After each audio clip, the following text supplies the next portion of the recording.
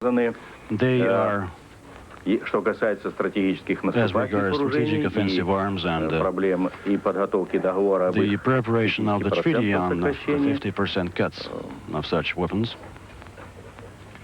Это крылатые морские. They concern SLICMs. Это крылатые ракеты морского базирования.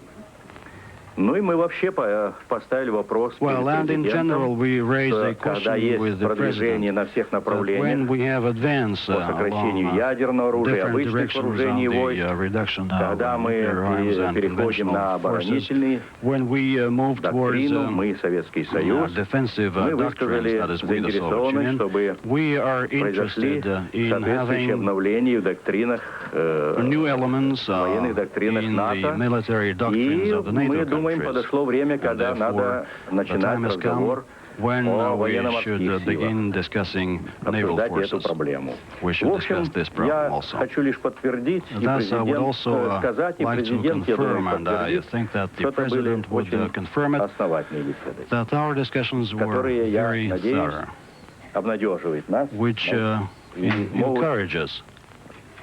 сказать, что мы можем рассчитывать на And успех. therefore we can Это салют count был. on success. This was a salute.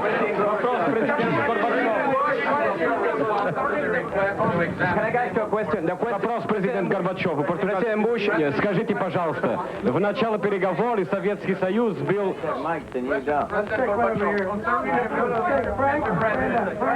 Президент Горбачев, скажите, пожалуйста, чем вызваны ваши осторожности в Why you начало were so cautious at the beginning of the negotiations? The Soviet side was very optimistic, and now you voice certain optimistic elements. What is the reason for it? Оптимистски не были оправданы. Maybe that optimism was not justified. Это для телевидения Португалии, пожалуйста. This И is вам. Portuguese television to President Gorbachev. Президент Горбачев, пожалуйста. В общем, тут, по-моему, шел разговор о пессимизме и оптимизме. Я бы, не вдаваясь в суть, в детали вашего вопроса, я бы сказал так. Все, что... Well, I would say that there were elements of optimism and pessimism here, and I wouldn't dwell into the details. Здесь суть вопроса, если я Well, правильно the core of the question is that, насколько if I read you correctly, is that можно говорить об оптимизме или to what degree we can speak of optimism or pessimism regarding the results of this Или, может meeting. быть, я не понял вопрос. Or perhaps I didn't understand you correctly. Так. Did I get you right? Yeah. Знаете, Well, you know, то, что накануне этой встречи мы проявляли on с the обеих eve of the сторон meeting, сдержанность both sides were restrained и взвешенность. and had a well-balanced position, a cautious one. Это I would вовсе say не it again. означало, что мы были This did not mean, however, пессимистами. Я that we думаю, это were прежде всего означало, pessimists. что мы That meant были ответственными. that we were highly responsible. Сейчас я, когда встреча Today, now состоялась, that the итоги meeting мы has уже taken кратко с place and президентом we have summed up охарактеризовали, могу the сказать, results with, что я together with the President, I can tell you с оптимизмом that I оцениваю am и итоги optimistic эти, и about the перспективы, results and the которые prospects они открывают. that are open now. Вот такова диалектика. This is dialectics. President Gorbachev, the question of naval forces, please, that President Gorbachev raised just a moment ago. Can you respond to your feeling and exactly what you told President Gorbachev about your disposition toward reducing naval forces, NATO's disposition on that regard, and if in fact the Soviets are prepared to move to a defensive posture, is not it time to consider some cuts in this regard? The answer is that this is not arms control meeting in the sense of trying to hammer out details. We still have differences with the Soviet Union. He knows it, and I know it, as it relates to naval forces. But the point is, we could discuss these things in a very constructive environment. And I certainly, Chairman knows that I could not come here and make deals in arms control. And I'm disinclined to think that that is an area where we will have immediate progress. But we talked about a wide array of these issues, but we have no agreement at all on that particular question of naval arms control. But the point is, he knows that, and I know that. The point is, he had an opportunity to let me know how important it is, and I can, as a part of an alliance, have an opportunity to discuss a wide array of armament questions, disarmament questions with our allies. So it's exactly the kind of climate for a meeting that I had visualized and that I had envisioned and that he had envisioned. Where we can sit there and talk about issues of which we've had divisions over the years, try to find ways to narrow them. And we did narrow them in some important areas. And there's still some differences that exist. There's no point covering that over. Did you discuss the Soviet proposal on Helsinki 2? And the joining question, are you prepared to take a joint initiative with Soviet Union about the Middle East crisis? Is that to me? Yes. Итак, первый вопрос относительно Хельсинки-2. Мы, я думаю, обнаружили на этой встрече наше принципиальное понимание важности Хельсинского процесса.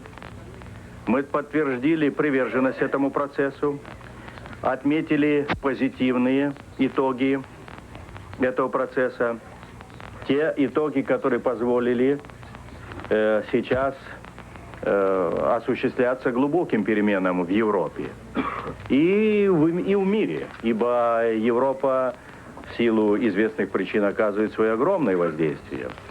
Мы с президентом высказались за то, чтобы Хельсинский процесс развивался уже адекватно новым требованиям, которые диктуют. We have lost the simultaneous interpretation at the conclusion of this joint appearance of Mikhail Gorbachev and George Bush. They covered a number of issues during their day and a half of meetings here. Gorbachev was asked about the possibility of another all-European summit conference, Helsinki 2, an idea which he has been pushing. He wants to move that up from the early 1990s, possibly to as early as next year, a meeting of European leaders east and west. A follow-up on the 1975 Helsinki conference. Соединенных Штатов Америки и Канады. Итак, мы высказались за то, чтобы этот процесс набирал силу, я бы сказал, набирал второе дыхание. Gorbachev saying that the process has been working, going towards its goal. На базе Хельсинского процесса на этом этапе должна идти таким образом, чтобы природа их менялась. What we have been hearing this morning was not a formal statement, really a joint statement by the two leaders, but separate introductory statements. And then Bush and Gorbachev have taken a number of questions from the Soviet, American, and other foreign journalists here aboard the Soviet ship Gorky on Malta. They have emphasized the good atmospherics, that they had thorough talks. At first, they did not really show their cards, were not specific in terms of what had been accomplished. Both leaders said that there had been no formal agenda.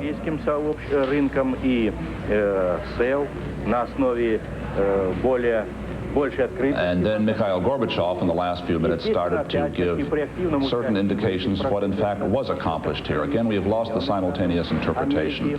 Tom Brokaw is standing by, not very far from the Gorky, and he's been listening to this, too. Tom, Gorbachev has shown that he and Bush are going to get their foreign ministers and other of their aides at work on what he has called specific projects to accomplish specific things. So this wasn't just a general discussion. There were some concrete results obtained here, it seems. Yeah, I think so, Gary. And I think also what, on the negative side of the ledger, of course, that they were able to spell out to each other specifically their concerns about, for example, the reduction in the long-range nuclear missiles. The president hinted that they have differences in the area of naval forces. That could be a direct reference, for all we know, to submarine-launched cruise missiles and other nuclear weapons that come from under the sea, where the United States has a technological advantage over the Soviets. You heard Gorbachev say that he hopes that they could be reduced by 50% as well. Now we'll hear from the president again. Did you assure President Bush, President Gorbachev, did you assure President Bush that you will not... Global TV from Brazil, Mr. Gorbachev. Mr. Gorbachev, a question to Chairman Gorbachev from Global TV Brazil. The question, I think I owe this gentleman... Встреча происходила в центре Средиземноморья. Вопрос от советско-итальянского журнала «Диалог». Обсуждалась ли на вашей встрече проблема сокращения военного присутствия сторон в Средиземноморье?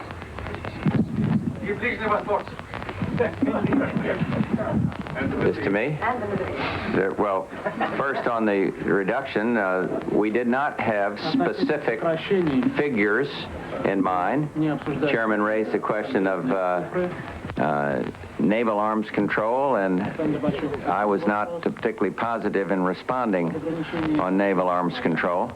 But we agree that we want to move forward and bring to completion the CFE that does affect Italy and other countries in the sense of they're part of our strong part of our NATO alliance. So we didn't get agreements crossing the T's, dotting the I's on some of these issues, but that's not what we were trying to do. May I respond to this gentleman's last half? The question was Soviet and U.S. Please read. Joint initiative. It doesn't require joint initiatives to solve the Middle East question, but we have found that the Soviet Union is playing a constructive role in Lebanon and trying throughout the Middle East to give their support for the tripartite agreement, which clearly the U.S. has supported. And so there's common ground there.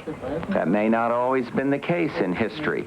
And that's may not always have been the way the United States looked at it as to how constructive the role the Soviets might play. But I can tell you that after these discussions and after the discussions between Jim Baker and Shevardnadze, there is a constructive role that the Soviets are implementing. And again, I cite the tripartite agreement. I'm sure that they share our view after these talks in terms of peaceful resolution of these questions in the Middle East, be it Lebanon or on the West Bank questions. So I don't think we're very far apart on this. President Gorbachev, did you assure President Bush that the Soviet Union will... Мое мнение по Ближнему Востоку. Ну, в плане обсуждения на этой встрече. Я лишь могу дополнить то, что сказал президент Буш, тем, что мы эту тему основательно обсуждали. Как раз только что обсуждали. Довольно основательно. И, как мне кажется, у нас есть понимание, что мы... Again, we have lost the simultaneous interpretation from Russian to English from Soviet television, which was provided to the board, the Soviet ship Gorky here. So we are listening and able to understand President Bush when he is speaking. This news conference was supposed to have gone on just for a few minutes, with the two leaders holding separate news conferences later on. But quite clearly, they are prepared to stay here for some time to discuss the full range of issues, in addition to arms control, economic relationships. They have talked about Central America and now the Middle East. Tom Brokaw, it was interesting that George Bush emphasized the communist weapons being shipped to Nicaragua and then on to El Salvador before he came to the summit, but he didn't get much guaranteed satisfaction from Gorbachev here. And when I talked to Gennady Gerasimov, who is the spokesman for the Soviet side in Rome about this issue the other day, it was fairly clear to me that the Soviets have been leaning heavily on Cuba and Nicaragua in the last 10 days or so to cool it off a bit. He was not in a position to deny that there are not new weapons in there. He said maybe they were there beforehand, but the suggestion was that the Soviets had been, in fact, leaning on both Cuba and Nicaragua to not have that war flare up just before this summit meeting. Now let's go back to the news conference where we can hear another question.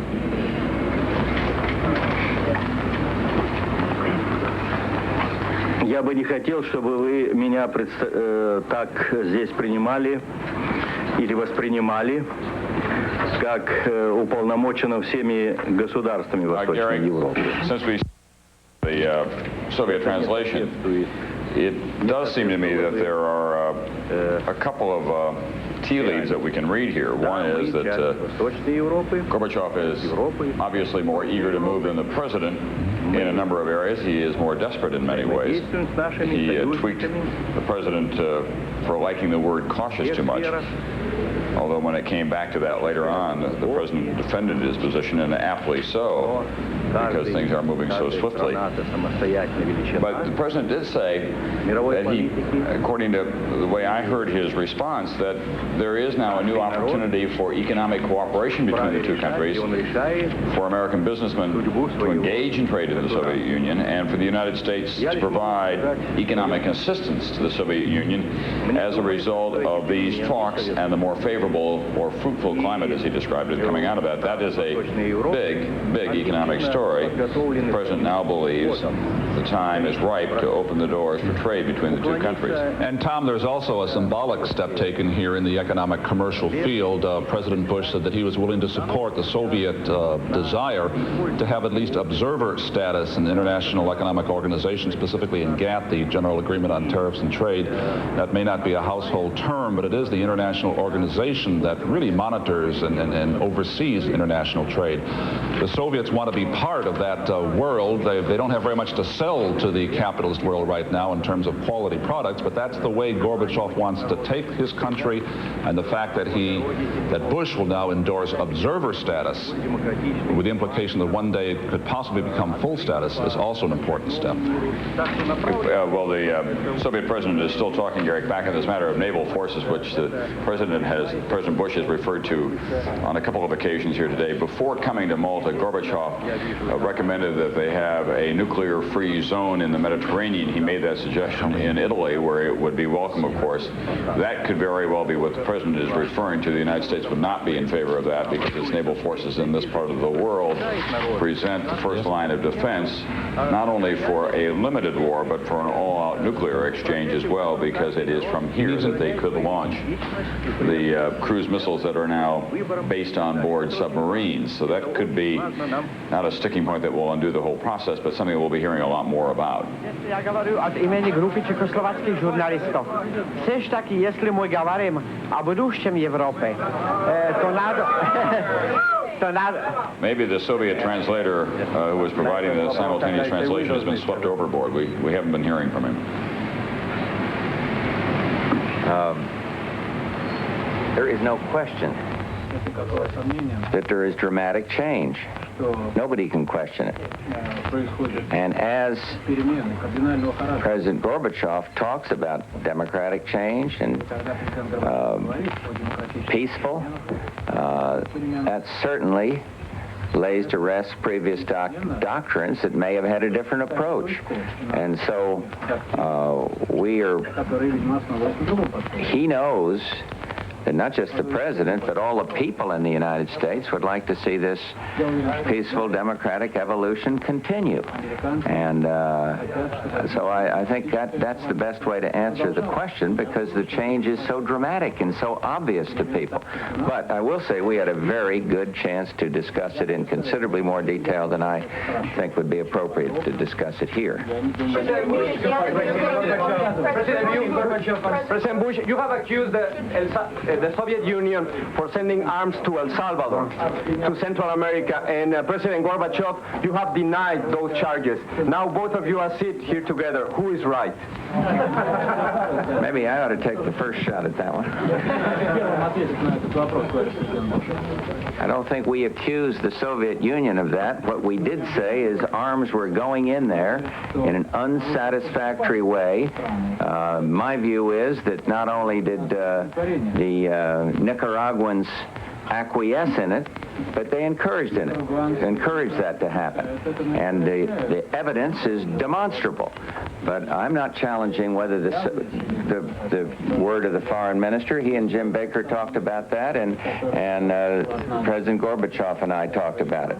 All I know is that, and he said it earlier, elections, free elections should be the mode. And I also reported to him what Mr. Oscar Arias called me about, blaming Castro and the Sandinistas for exporting revolution and for tearing things up there in Central America. So we may have a difference on that one, but I want to be careful when you say I accused them of sending these weapons. I did not, because Mr. Shevardnadze made a direct representation to Mr. Baker, and everyone knows that there's a wide international arms flow out there, but whatever it is, however it comes, it is unsatisfactory for countries in the region that want to see the evolution toward democracy continue. Президент правильно осветил дискуссию по этому вопросу. Обвинений к нам не предъявлялось. И нам не надо было признавать или отвергать. We have not been charged Gorbachev is speaking. with anything, and so we didn't have to The respond to simultaneous charges. interpretation, but Arkady Maslenikov of the Soviet Union is with us here Никарагуа. and can give us guidance on what the Soviet leader is saying. Shipments He said that with the use with of what President Bush said, and there was no accusation or counter-accusation. So both sides listen to each other. And сказал, и здесь подтвердил президент Буш, что мы за свободные выборы. it seems both sides are for free election, and it was position of методами, и там Soviet Union. And we are in favor of the conflict should be solved by bilateral. That's what we agreed on. I agree that that's where I agree with that that's the assessment.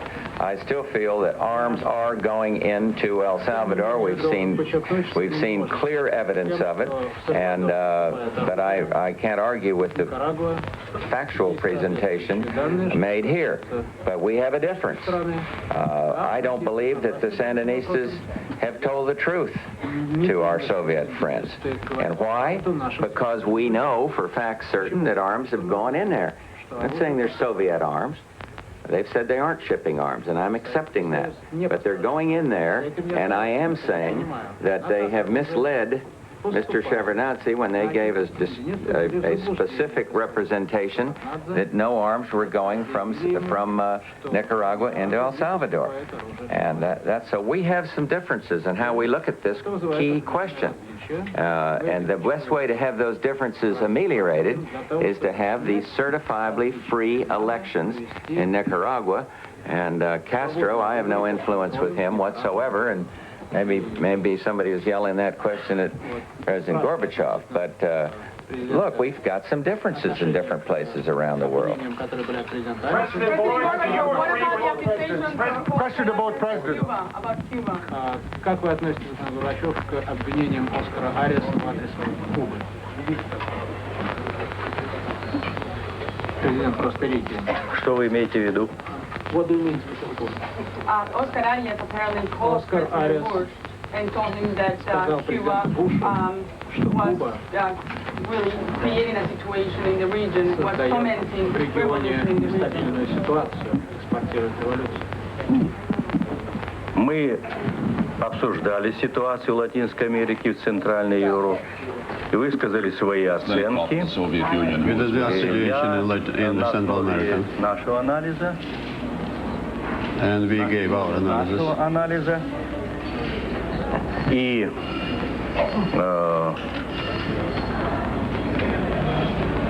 оценок наших, сказал президенту, что созревают условия для изменения ситуации к лучшему. That we feel the situation is, conditions are ripening to change the situation to the better. Отношения не только в регионе, но и Соединенные Штаты Америки. There are conditions for normalization of the situation in the regional self and between these countries and the United States. Чего?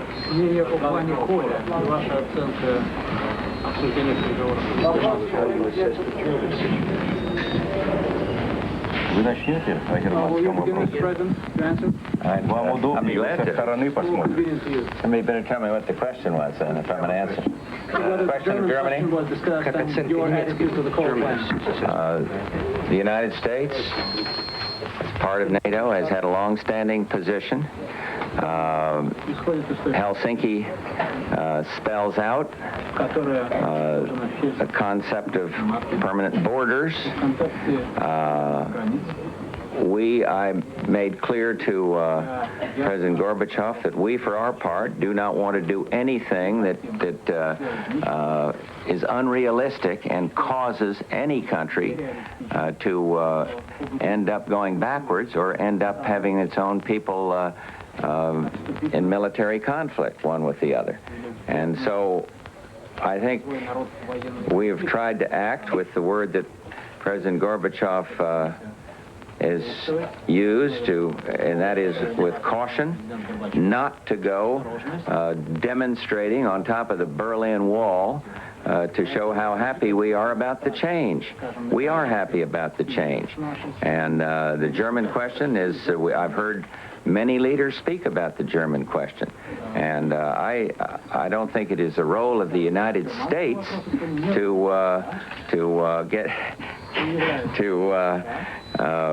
dictate the rapidity of change in any country. It's a matter for the people to determine themselves. So that's our position, and last word goes to the chairman on this one. Да, и мы на этом заканчиваем. Президент мне написал по-английски, я не читаю по-английски. Я ему ответил по-русски, он не читает по-русски. Но мы договорились.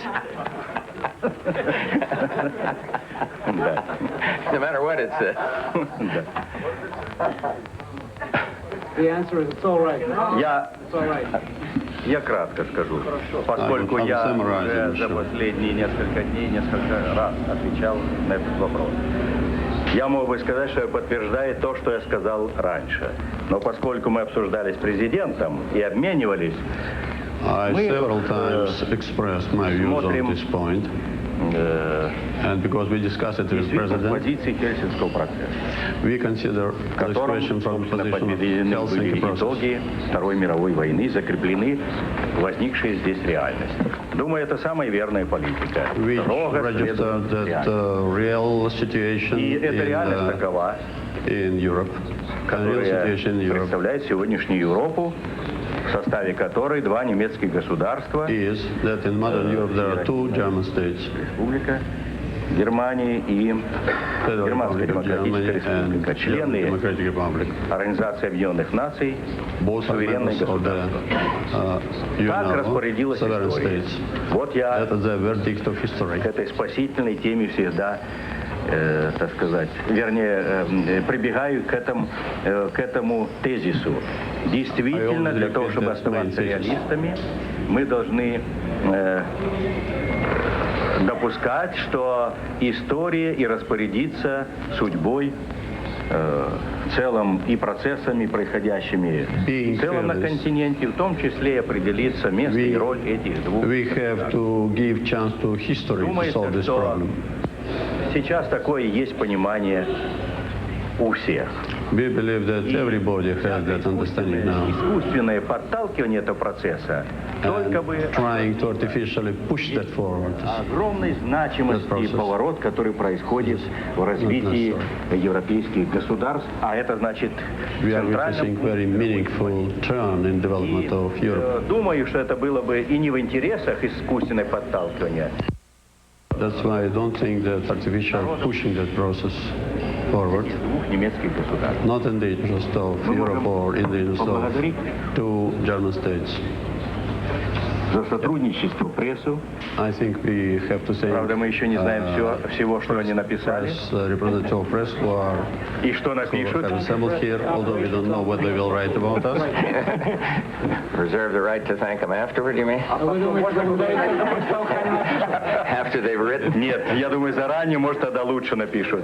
I think if you thank them in advance, they will write better about Я us. хочу вас поблагодарить, господин президент, за сотрудничество. I want to thank you, Mr. President, for your I believe at 1:20, and should we each take one more question or not? Agreeable? All right, well, last one for me right here. No rebuttal, no backup question, last one. What's your personal relationship now between you two leaders, and with regular contacts that would perhaps no longer be called summits be helpful? I had known President Gorbachev before.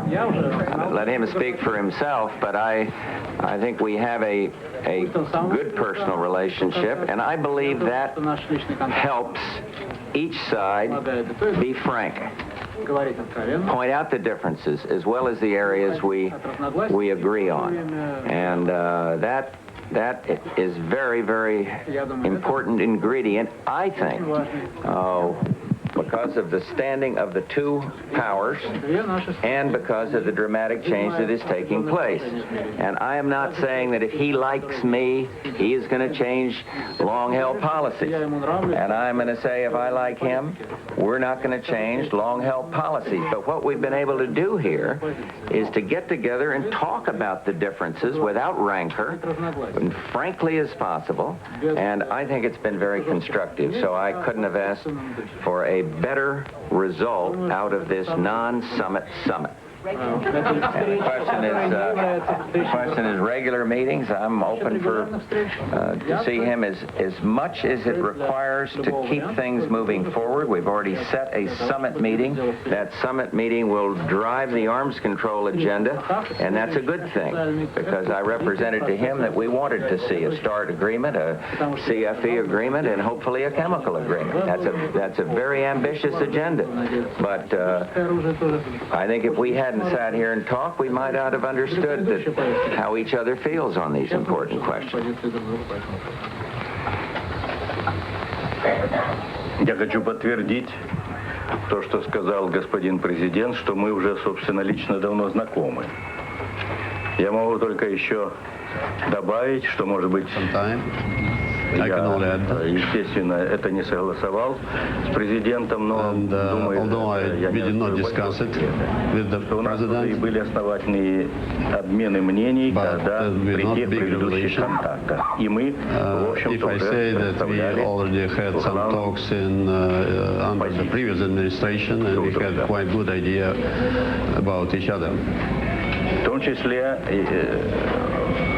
мы, как пароль называем, или разговор об автомобиле, или остров губернаторов. Это сразу ясно, о чем идет речь. An indication of, потом мы переписывались. Our relation is that we say that и сегодняшняя, нынешняя встреча выводит наши личные контакты на новый уровень. Я удовлетворен встречами, беседами, в том числе двумя беседами наедине. Я так же, как и президент, считаю, что личный контакт очень важный элемент в отношениях между политическими лидерами, тем более действительно таких государств, как Советский Союз, Соединенные Штаты Америки. Я привержен личным связям, хотя это, как сказал президент, правильно, это не значит, что мы в ущерб личным связям можем пожертвовать или мы забываем об ответственности. We appreciate the importance of personal contacts, but did that mean that we forget about our obligations to a larger core, our country? Нашу ответственность. и лучше взаимодействовать. We understand the responsibility we have to our two countries, to the all the people of the world. Президента за сотрудничество I again say в очень важном for cooperation. совместном советско-американском предприятии.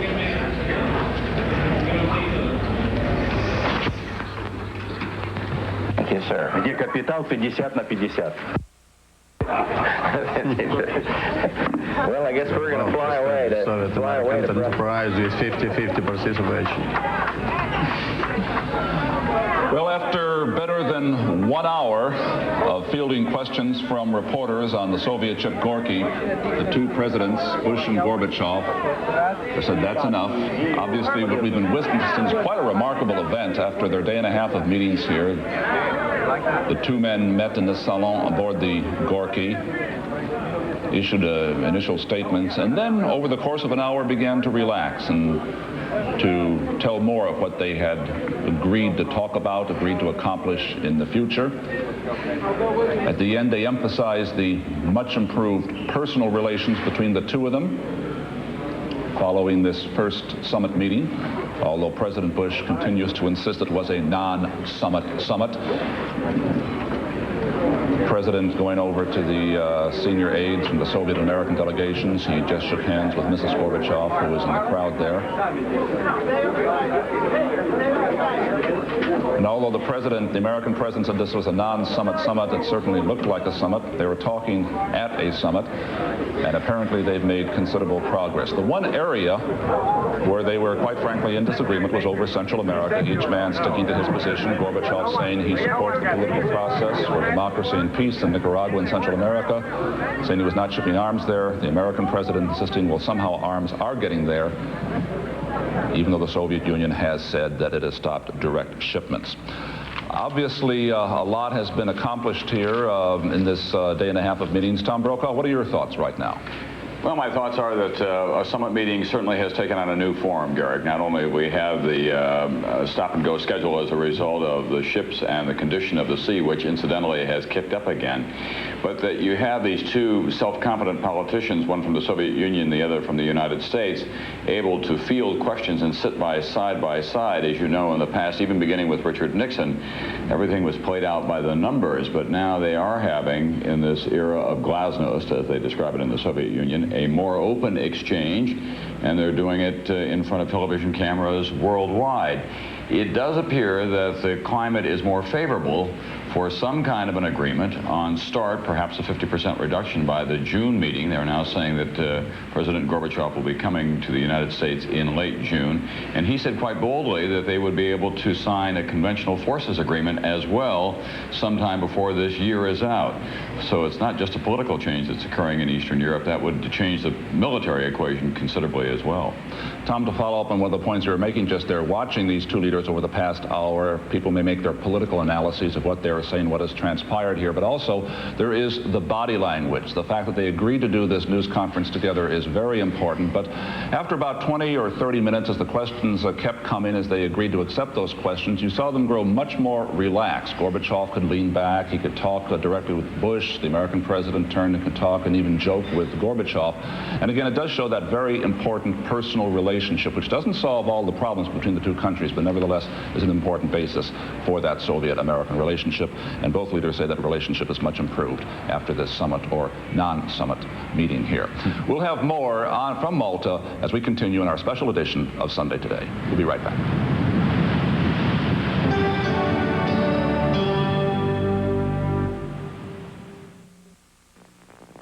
If oat bran made news, this should make history.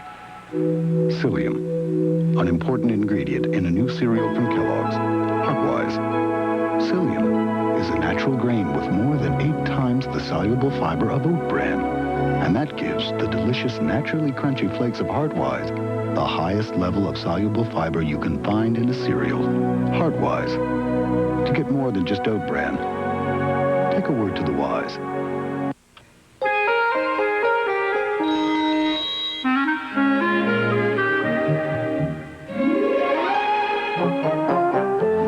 Even the worst arthritis sufferers don't have to wake up stiff and sore.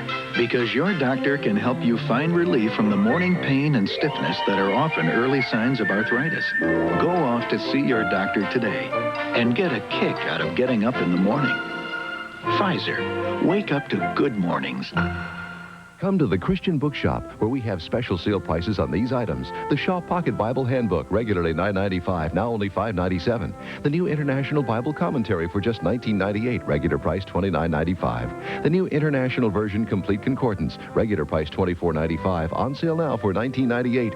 And the new International Dictionary for only $17.98, regularly $29.95. Come see these items and more at the Christian Bookshop, 13304 Westheimer Road, Eldridge, or call 497-4094. KPRC, hot, hot, hot. A whole context, Roger, not just an incident. Where's the rest of the context? Give it to me. The subject is doodling. Okay. Do you doodle? A little bit. I do strange kind of doodles. The starters are there to play defense, and they didn't. It's about time all you people realize this is not a really good basketball team. KPRC, the hot, hot, hottest talk in town. Hot, hot, hot.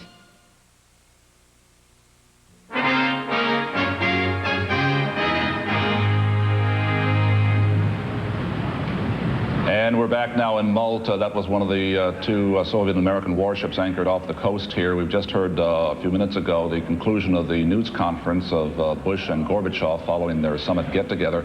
We now want to get some reactions and insight as to what actually has happened and where it may take us in the months to come.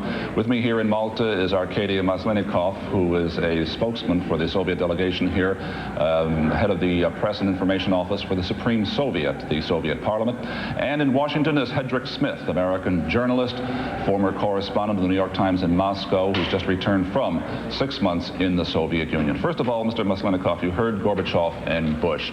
What is the real story here? Is it the fact that they have agreed on specific steps to take before the next summit in terms of arms control? Well, I think we should take it on several levels simultaneously. First of all, it's very important they have reached, I would say, conceptual agreement that in present day fast-changing world they cannot afford to act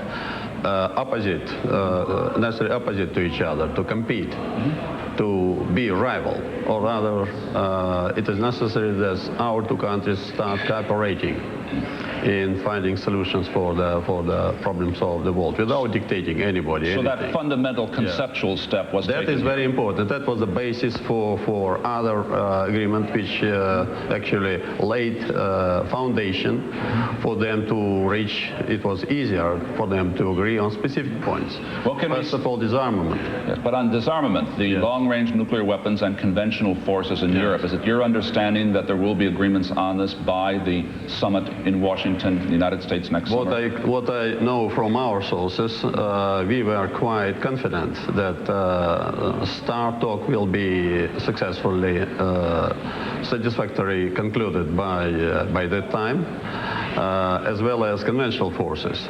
Now, with the new proposals which have been put forward by President Bush in relation to chemical weapon, there is good chance of having 3 major agreements signed by that end of June. Next. Hendrick Smith in Washington, if this progress has been made here and if those agreements are signed by next June in Washington, that would be a major change in Soviet-American relations, wouldn't it? I don't think there's any question. I think the key word was impetus. Several times both Bush and Gorbachev at the press conference said they were giving impetus to the arms talks, and I think that's exactly what you're hearing from Mr. Maslenikov now. They would speed up the timetable, and that was their object, and we don't really know all the details. The president referred several times to narrowing differences, but he never really quite spelled out what it was. But the fact that Jim Baker and Shevardnadze, the Soviet foreign minister, are going to meet next month, it suggests that it may well have been in the strategic nuclear area. Now, we heard a lot of questions and answers about Central America, whether Soviet arms are going to Nicaragua and then being sent into El Salvador. And each man stated his position quite clearly. George Bush said again and again that this is an unacceptable situation. Is that really a key problem in Soviet-American relations today, or is it a side problem that Bush chose to emphasize at this summit? My reaction is it's a side problem, as you suggested. The fact that they could sit there side by side and rather calmly say that they had disagreed, Gorbachev saying we didn't put the arms in there, Bush saying we accept that, we didn't accuse the Soviets of doing it, but we don't think the Nicaraguans are telling the truth to the Russians, and besides, we can't control Castro, maybe you can, suggests that it is not going to be a major issue that is going to derail the more important issues in Europe and on strategic issues. And by the way, most importantly, on economics, because Bush certainly went to the summit prepared to give Gorbachev some of the things that he most wanted, the chance to get better tariff treatment, a better trade treatment in the United States, the chance to get U.S. export-import credits to encourage business, and the chance to unite the Soviet Union with the world economy. So it's quite clear that even though Bush is making quite an issue of Central America, he's quite prepared to move on many other fronts without being stopped by that. Following up on this commercial economic relationship, Mr. Maslenikov, do you think Gorbachev is going to be happy with this? Obviously, you're going through this very profound perestroika in your country, but is it going to have an impact? Is American Western investment going to come into your country? First of all, I would like to comment on Salvador. If we have this only difference, serious difference between our presidents when they disagree on some assessment from where some weapon is coming, I think we are living in a changed world. Before we couldn't agree on some major conceptual questions. Now we're discussing some maybe painful questions for, in this case, for you, and disagree on some details, on some misinterpretation. As for economic relations, I agree with Mr. Hendrik Smith that it is an important area of our cooperation, and we are interested in developing normal trade. And if you want to strike an agreement on investment policy, it will be also very positive. We are glad that America is joining other European countries, for example, in that kind of policy. And if American Western firms come into the Soviet Union, they'll be welcomed. Can they make money there? Definitely it will be welcomed. And if you invest money, of course, you're expected to make money, and please come and do. That's the new reality under perestroika. Yes, it is.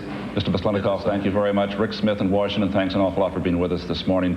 We'll have more on our special edition of Sunday Today in just a moment.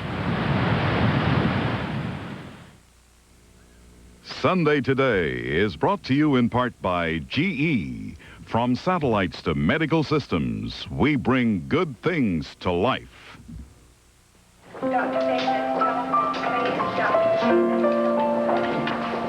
Is it going to be scary?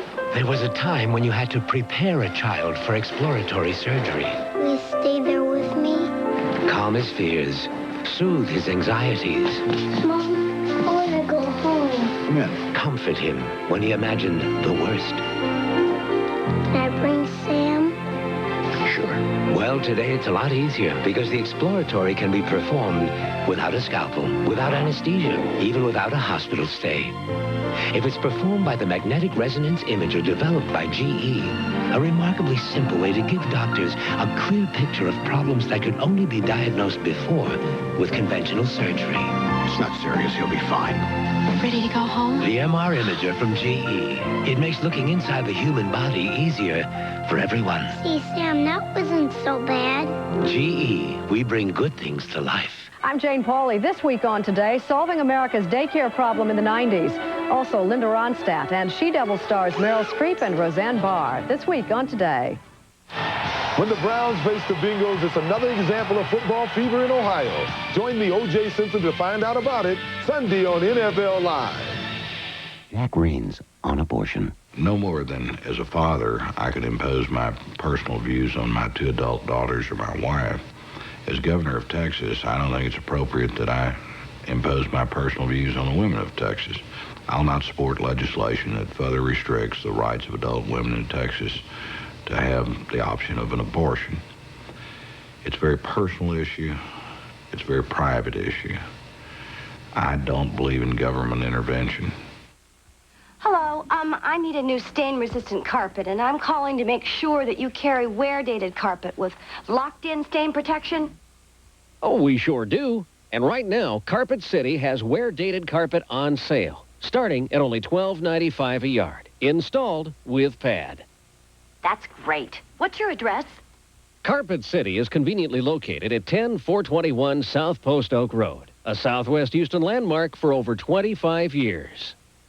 Channel 2, KPRC-TV, Houston. Continuing from Malta on this overcast day following the Bush-Gorbachev summit, a key issue in these talks, as we heard in the news conference a moment ago, are troop levels, possible troop reductions, nuclear weapons reductions on the Soviet and American sides, particularly in Europe. We're going to talk now in Washington with Secretary of Defense Dick Cheney, who is standing by there in the studio with our defense correspondent Fred Francis. Tom Brokaw is also here in Malta joining in. Good morning, Mr. Secretary. Good morning. When we talk about specific instructions that Bush and Gorbachev have given to their staffs to get an agreement on weapons reductions by the summit next summer, what are we talking about? First, conventional weapons. How much of a reduction can you envisage today? Well, we have a very specific proposal on the table that would force the Soviets to come down about 300,000 troops. We'd come down about 30,000 on our side, but also would significantly reduce levels of tanks, armored personnel carrier, artillery. This has been being negotiated for some time now. The major thrust came last spring when the president tabled some new proposals in Brussels. We hope that we will be able to conclude this agreement shortly. The basic problems, of course, still have to do with definitions on aircraft, and it's a complex process because it's an alliance to alliance. We've got all the NATO allies involved in the process, as well as with the Warsaw Pact. What's helpful about the summit, of course, is that the president and Mr. Gorbachev can sort of jumpstart the process, give it the kind of political momentum we need if we're going to complete an agreement next year. What about a second round? Mr. Secretary, as you said, that is the plan on the table. There's been some speculation that there might be an additional plan, that you might go beyond those troop levels already out there for negotiation. Is there any sign of that? No, I think it's more a matter of completing the CFE proposal that's now on the table. We may eventually, after we've done that, want to go beyond that. But I think for now, the proposals that have been suggested involve a massive reduction on the Soviet side, a more limited reduction on the NATO side, and that's a big chunk to swallow the first time around. But I think clearly it's contemplated by some of us, by the president, that we may eventually be able to go beyond CFE. But for now, we really need to push to get the CFE agreement concluded. Mr. Secretary, the major hope is on strategic arms. They've narrowed the gap on strategic arms, and hopefully we'll have an agreement by next summer. What is the major stumbling block? Is it the cruise missiles, both the air-launched and the sea-launched cruise missiles? Well, there's still several unresolved issues, Fred. Cruise missiles is at the heart of it. I can recall back in the mid-'70s when we were debating how to deal with cruise missiles, what kind of limitation there should be on their range, how many there should be allowed on both sides, how we would deal with the verification problem between conventional and nuclear systems. I think you'll see that this will be a major issue, for example, when Secretary Baker goes to Moscow in January to meet with Shevardnadze, that they will focus on cruise missiles, especially outcomes. Can we solve it by June? Well, I hope so. I think, again, it's a matter of, as long as the will is there from the leadership on both sides, from the president and Mr. Gorbachev, that really gives the kind of momentum to those in both bureaucracies who want to get these issues resolved. They are complicated issues. They're very important issues. But with a significant push from the top, I think we can do it. Tom? Mr. Secretary, this is Tom Brokaw back in Malta. I'm overlooking one of your ships right now, the USS Belknap, which has had an active 24-hour period or so out here in the Mediterranean. I'm sure it held up very well, Fleet, where the 6th Fleet is positioned. Before coming to Malta, President Gorbachev proposed a nuclear-free Mediterranean. He made that proposal in Italy. The president said today, President Bush, that there are some differences between the United States and the Soviet Union over the use of naval forces. Is that a difference? Would you be willing to go along with the idea of a nuclear-free Mediterranean? No, I would not, Tom. Naval forces are absolutely crucial to the United States. We're a major maritime power. Our ability to reinforce our allies in Europe is tied to our naval forces, and we're really not interested in limitations on those forces. The Soviets, on the other hand, are a major land power. With respect to nuclear weapons, we think nuclear weapons have been a key part of the deterrent for the last 40 years.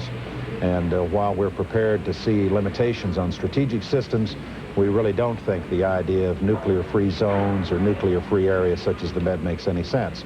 The key is deterrence, and deterrence has worked for 40 years, and that deterrence has been based in part upon our nuclear capabilities. Mr. Secretary, this is Garrick Utley again in Malta. Let's come back to the subject of what all of this is going to mean for the American taxpayer, the average American, in terms of money. As you've indicated, over the last several weeks, there are going to be important, significant cuts in the Pentagon budget.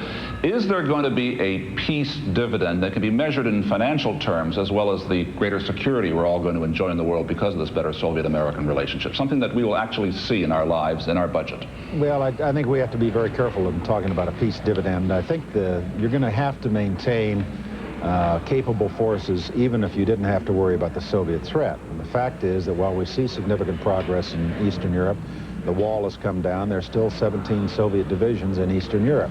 It will take a long time for these agreements to actually be implemented. The Soviets have talked about as long as 5 years to implement the Conventional Forces Agreement. So the notion there'll be a big dividend here, I think, is mistaken. On the other hand, I don't think we can realistically expect to see the U.S. defense budget grow in the out years as has sometimes been hoped for in the past. We're going to have to take a hard look at our forces, and we are in fact doing that now. But the significant reduction in U.S. defense spending is a long-range proposition in the mid-90s.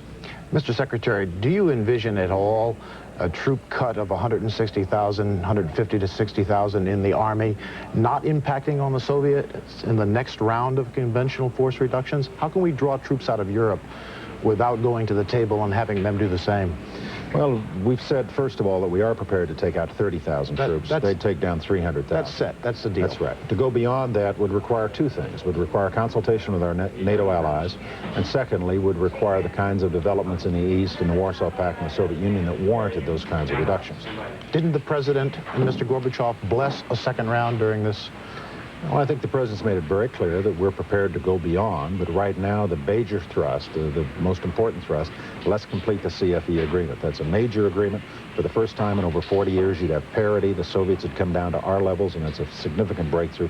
We'll get that done, get that one in the can, and then we can talk about perhaps going further.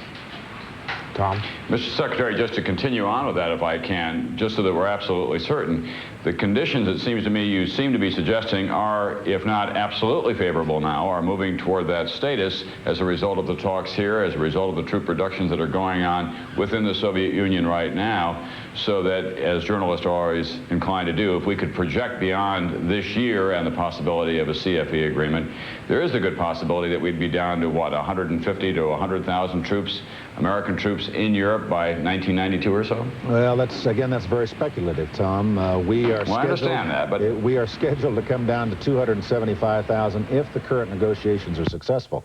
That's a significant reduction of some 10% on our side. To go beyond that will require consultation with our allies and reductions on the Soviet side as well. I'm sure this is a subject the President will discuss with our NATO allies tomorrow in Brussels.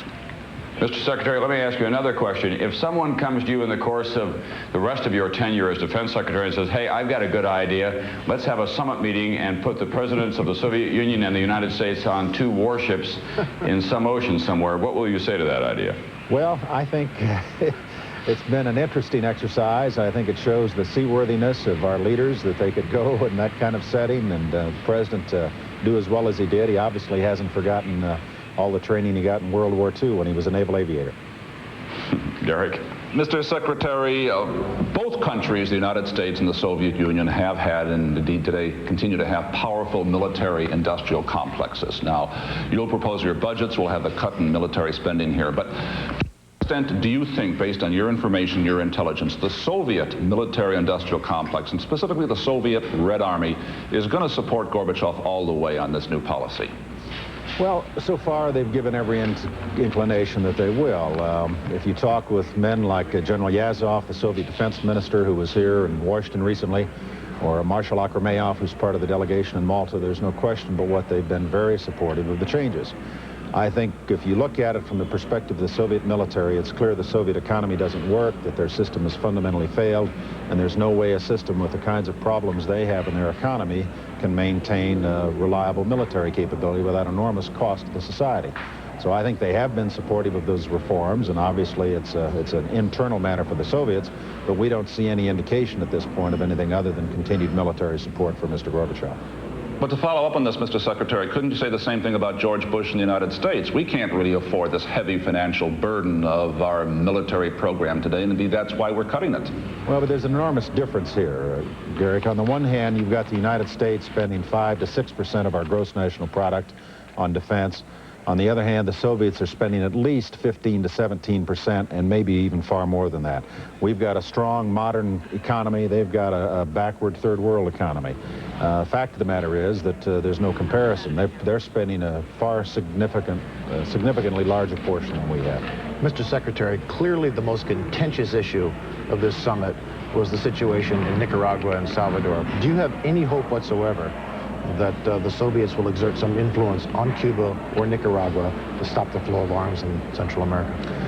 I would certainly hope so, Fred. I mean, the fact of the matter is that we've seen in the last month hard evidence that Nicaragua is supplying arms, including sophisticated SA-7 shoulder-fired surface-to-air missiles to the rebels inside El Salvador trying to topple the democratically elected government of El Salvador. The Sandinistas clearly have lied, and it would appear that they've also lied to the Soviets. They tell the Soviets they're not doing this, but in fact they continue to do it, and we have the evidence to prove it. Did the president convince Gorbachev of that? I don't know whether he convinced him or not, but he certainly hit it very hard. Before he left, it was a priority item for him on his agenda, and I know for a fact that he pressed very hard on specifically what the Soviet role was in Central America, not only Nicaragua, but also their support for Cuba. Garrick? Mr. Secretary, to follow up on this point of Central America, in this news conference a moment ago, the president said, well, maybe Nicaragua is misleading Foreign Minister Shevardnadze and Gorbachev himself. So to come back and tie up this loose end, do we know definitely that the Soviets are supplying these weapons and that they know they are doing it? No, what we know, Garrick, is that the Soviets support Castro in Cuba, and they support the Sandinistas in Nicaragua, economically and militarily. They say that they have now stopped shipping military hardware to Nicaragua, but of course the Nicaraguans have a huge store of that material. We do know the Nicaraguans and the Cubans both support the FMLN inside El Salvador. And my guess is that the Sandinistas have misled the Soviets about their support for the Salvadoran guerrillas, just as they've lied to everybody else in Central America when they said they would stop. A personal question for you, if I may. How do you, as Secretary of Defense, react and feel personally to these big cuts which are coming on both sides? Traditionally, the job of a Secretary of Defense, the military, has been to spend more weapons, and more arms. Now you are in charge of reducing that. How do you react to that personally?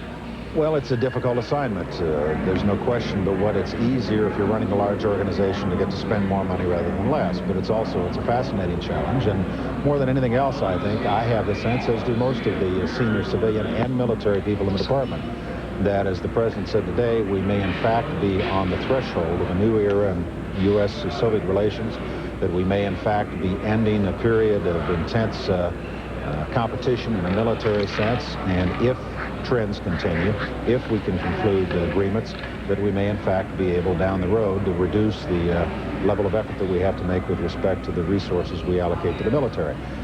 It is a fascinating time to be Secretary of Defense, so I suppose there's a mixed set of emotions. I'm delighted, just like everyone else is, to see the wall come down. I still have the obligation to try to maintain as capable a force as possible, given the prospect of reduced resources. Mr. Secretary. And final question. Mr. Secretary, I think Fred Francis probably has the same thought I do. Those are your reactions and feelings. How do the men and women in uniform in the Pentagon, the admirals, the generals, the others, react to this? Because their world is going to shrink. Well, I think there's no one who loves peace more than men and women who've had to put their lives on the line in wartime. And the fact of the matter is, a more peaceful world is ultimately the objective of our military. They've been enormously successful. I think we can look at the role of the U.S. military over the last 40 years and feel great satisfaction that, in fact, our strategies work, that we maintain strength, and by maintaining that strength, we've achieved peace, and that the prospects for enhanced peaceful world in the months and years ahead is very great indeed. More than anything else, they like to know that the rest of the country appreciates their sacrifice and their contributions to our security, and I think that's abundantly clear. I think we all can agree on that. Mr. Secretary, let's stop at that point. Thank you very much for coming in this morning. Thanks also to Fred Francis and Tom Brokaw. We'll continue with more on our special edition of Sunday Today from Malta and the United States in just a moment.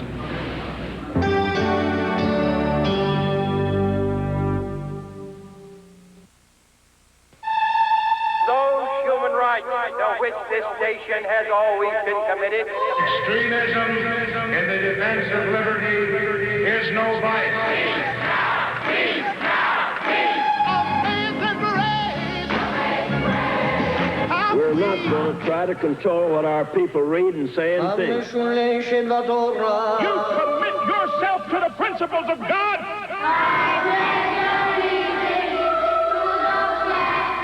Free at last! Free at last!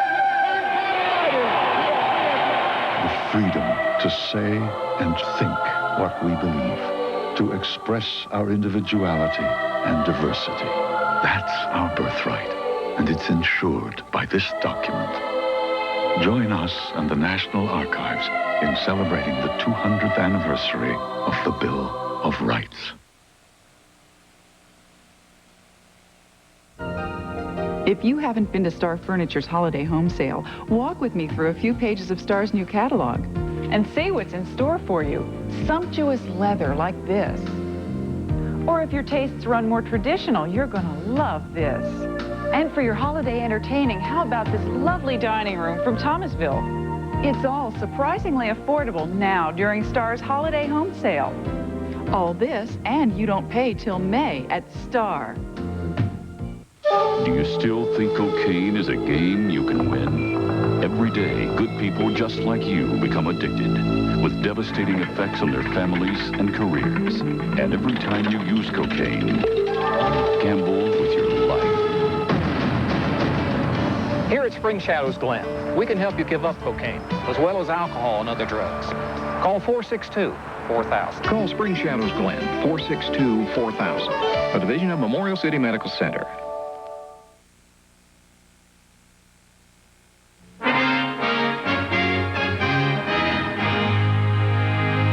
As the summit in Malta winds down, a summit that began with no particular agenda but ended with a surprising number of understandings, if not quite agreements. With us this morning, we have Madeleine Albright, professor of international relations at Georgetown University, a former foreign policy advisor to Michael Dukakis, and Richard Pipes, professor of history at Harvard and former director of East European and Soviet affairs for the National Security Council. Welcome to you both. We've all been sitting here listening to the wind-up news conferences. Ms. Albright, is this the kind of roadmap that can allow Gorbachev and Bush, notably, regain a leadership voice in a situation in which events have sort of surpassed everyone? Well, I think they've set a very good course, and there are lots of issues that they can follow up on. I'm particularly impressed with some of the potentials for the arms control agenda that has really put that back on the front burner and really turned up a little heat. I think that with the idea that there's going to be a summer summit where there are a series of issues that they want to talk about, the START agreement, CFE, and the chemical weapons, that I think that this will provide an agenda for President Bush to push generally in terms of moving the agenda faster. I think many of us have been concerned by the slowness of the arms control process, and with this other end time on it, the next summit, I think that that will provide some impetus, and hopefully the administration will have concentration powers to carry forward. Gorbachev tweeted President Bush about his use of the word caution. Might Bush's tendency toward caution slow up this process? It might somewhat. Bush is by nature a very cautious man, but there are also certain items of Soviet behavior that are worrisome, and I think obviously the most bitter recriminations from the issue of Central America. The administration is very concerned. I disagree with Rick Smith on this. This is not a side issue, it's a central issue. Because the administration, and that's both the President and the Secretary of State, see some discrepancy between Soviet professions of a new era, end of Cold War, and then the supplying of weapons, advanced weapons, to guerrillas in Central America. This worries the administration. They don't quite know what to make of it. Interesting that yesterday when the Bush administration put out the 15 talking points, that Central America wasn't included at all, when in fact we now know that that was very much discussed. Yeah, the so-called regional problems, I think, were at the nub of the concerns of the administration. Wonder why that wasn't mentioned in the 15 talking points yesterday. Speculation? Yeah. Well, I think they didn't want it to become as central, and I think that President Bush wasn't sure he was going to get anything out of it, and therefore there was a question as to whether they wanted to put it out. I thought that the question in the press conference is really what brought out the most interesting reaction, and the idea that these two leaders would be sitting next to each other dealing with serious accusations like that in terms of body language, I thought was just amazing. You mentioned, Ms. Albright, earlier that the agenda was set for Mr. Bush rather than the other way around, rather than Mr. Bush setting the agenda. What were you saying? Well, I think that there were many people who were concerned about the arms control agenda. Where was it going? Why hadn't Bush pressed it more? And even though he was saying that the next summit is the arms control summit, clearly they set the stage for a series of issues here. And I think here there is progress, and I must say I'm impressed if indeed the administration will follow through and bring us an arms control agreement or agreements in June. Ms. Albright is one of the people who has written that Mr. Bush has been behind the curve on cohesive foreign policy regarding what's happening in East Germany. Do you agree with that? Are you speaking of East Germany specifically? I'm sorry, Eastern Bloc countries. Eastern Bloc. No, I basically agree with him. I think the developments in the Eastern Bloc, and especially in the Soviet Union, are very contradictory. You can look at the positive side, you can look at the negative side. There are many strange things happening, of which Central America is only one factor. The development of certain new advanced systems of strategic weapons, a new model of SS-18, which some people argue is really a completely new heavy missile, the continuous building of shelters for leaders in case of nuclear war. All of this is extremely contradictory. And if you talk to the administration officials on this issue, I think they're genuinely troubled. They don't quite understand why there are such contradictory signals. And I basically think that this caution is in place, is correct. Well, I think that we are in the process, perhaps, of missing a major curve here, that there is so much change. I don't think any of us have noted this kind of change before in the structure of Europe generally. I think it's interesting that President Gorbachev suggested this Helsinki II meeting. It looks as though President Bush is coming along with it. I don't think any of us have suggested that President Bush gloat over what is going on in Eastern Europe, but that he be more welcoming of the developments. The United States has always identified itself with the process of change, and I think that we are best when we're identifying ourselves with the process of change rather than being such a status quo power. I do think that there have been improvements if one can take today's press conference and general kind of language. It looks as though President Bush is getting more excited about what is going on, and that he has engaged with President Gorbachev generally about talking about change in Europe. That is what we're looking for. Does President Bush owe Gorbachev for all these reforms, Mr. Pipes? No, I don't think he owes him anything. These reforms were done not because the leaders of the Soviet Union wanted to please us or because of a change of heart, but because they have no choice. The Soviet Union is in a profound economic crisis. And in Eastern Europe, particularly Poland and East Germany, they faced a revolution. So what they had to do is what they did, but they did not do it to please us at all. Even now in East Germany, you saw the other day, the German parliament voting virtually unanimously with a couple of abstentions to displace the Communist Party as the leading party in the country. I mean, when you see unanimously, you know, the same people who 2 weeks ago voted unanimously the other way, you realize what they're doing is under duress, that this is something they have to do. No, we welcome the changes, and I think the President made it very clear he welcomes them. I don't know what more he could say. He, for example, refused a challenge to go to the Berlin Wall when it was coming down, to gloat over it and welcome the East Germans, because this would have been provocative. And as he said during this press conference, he doesn't want to interfere in the affairs of Eastern Europe or any other country. But, you know, Gorbachev's reforms have been imposed by internal conditions, you know, which have nothing to do with us, as it were. We should welcome them, but we don't owe him anything. Part of those reforms vis-a-vis the economy have to do with demilitarizing. If the troop strength ultimately is cut by some 325,000 Soviet troops, can the Soviet economy absorb that number of people into the workforce, the civilian workforce? Well, this is one of the very serious questions they're tackling, what to do with the people, how to restructure their economy, how to change military industries in order to become civilian industries, but that is really just part of a major challenge that they have.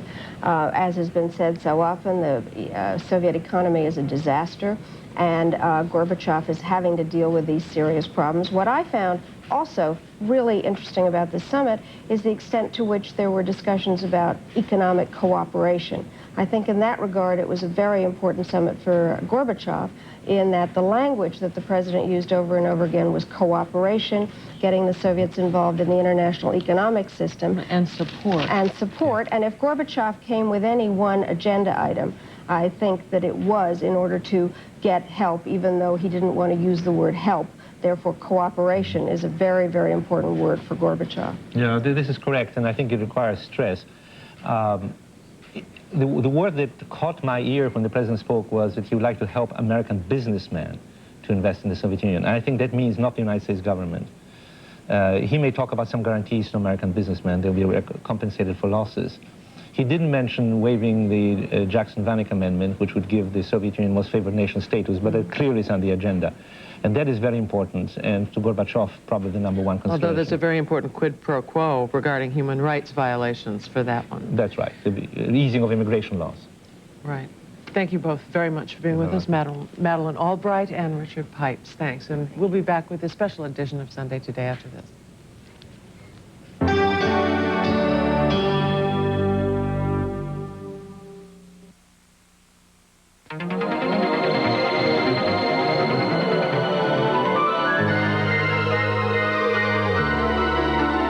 According to the latest estimates, Earth will soon be inhabited by more than 5.2 billion people.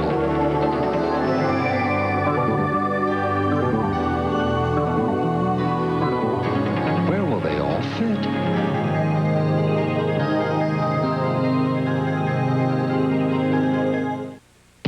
Think I'm fit? You don't know the half of it. Mike Garfield for Kellogg's Bran Flakes.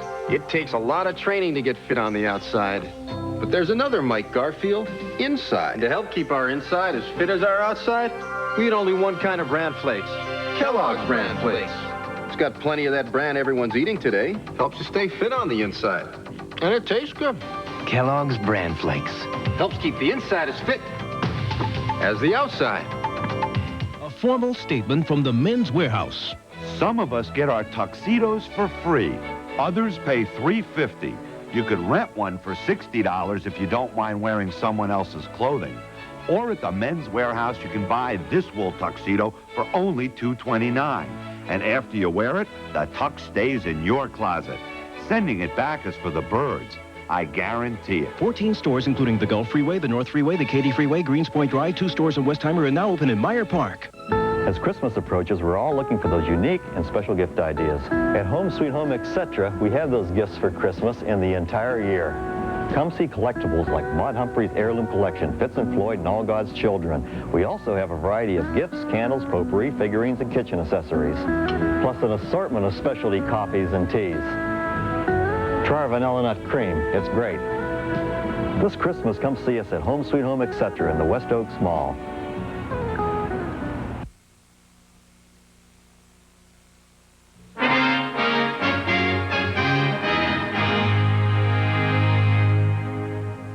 The George Bush, who's playing an enthusiastic role at the Malta summit, is a far cry from the man who not so long ago was doubtful about the real value of glasnost and perestroika. But as Jim Miklashevsky reports, the president has undergone a major change in his thinking. When he last met Mikhail Gorbachev a year ago in New York, George Bush was still vice president, still in the shadow of Ronald Reagan. Mr. Vice President, your reaction to the decision? I support what the president says. But Bush did not entirely support Reagan's approach to Gorbachev and the Soviets. During his campaign for president, Bush made it clear he did not share Reagan's romantic vision of arms control or his warming embrace of Gorbachev. Simply put, Bush didn't trust Gorbachev. Does glasnost mean true openness? Does perestroika mean true reform? As president, Bush put U.S.-Soviet relations on hold and ordered a full-scale review of U.S. policy. But Gorbachev couldn't wait. pushing perestroika at home, he pressed forward with a series of arms control proposals. The White House felt the heat. Spokesman Marlon Fitzwater called the proposals public relations gambits, and Gorbachev a drugstore cowboy. The Soviets accused the White House of dragging its feet, but Bush dug in his heels. We'll be ready to react when we feel like reacting and when we have prudently made our reviews upon which to act. But critics, like Senate Majority Leader George Mitchell, charged Bush was being too cautious. But our national self-interest requires more aggressive, more innovative, more open response than what the administration has provided so far to the events in the Soviet Union and in Eastern Europe. But events soon began to overtake the president. Democratic reforms were taking hold in both the Soviet Union and Eastern Europe, and Bush signaled a major shift in U.S. policy toward the Soviets. And now it is time to move beyond containment to a new policy for the 1990s. At NATO, Bush offered his own proposals to reduce conventional forces in Europe. The Soviets had a positive response. Bush was encouraged, but still cautious. Having said that, in dealing with the Soviet Union, I am going to continue to keep my eyes wide open. But his July trip to Poland and Hungary proved a turning point.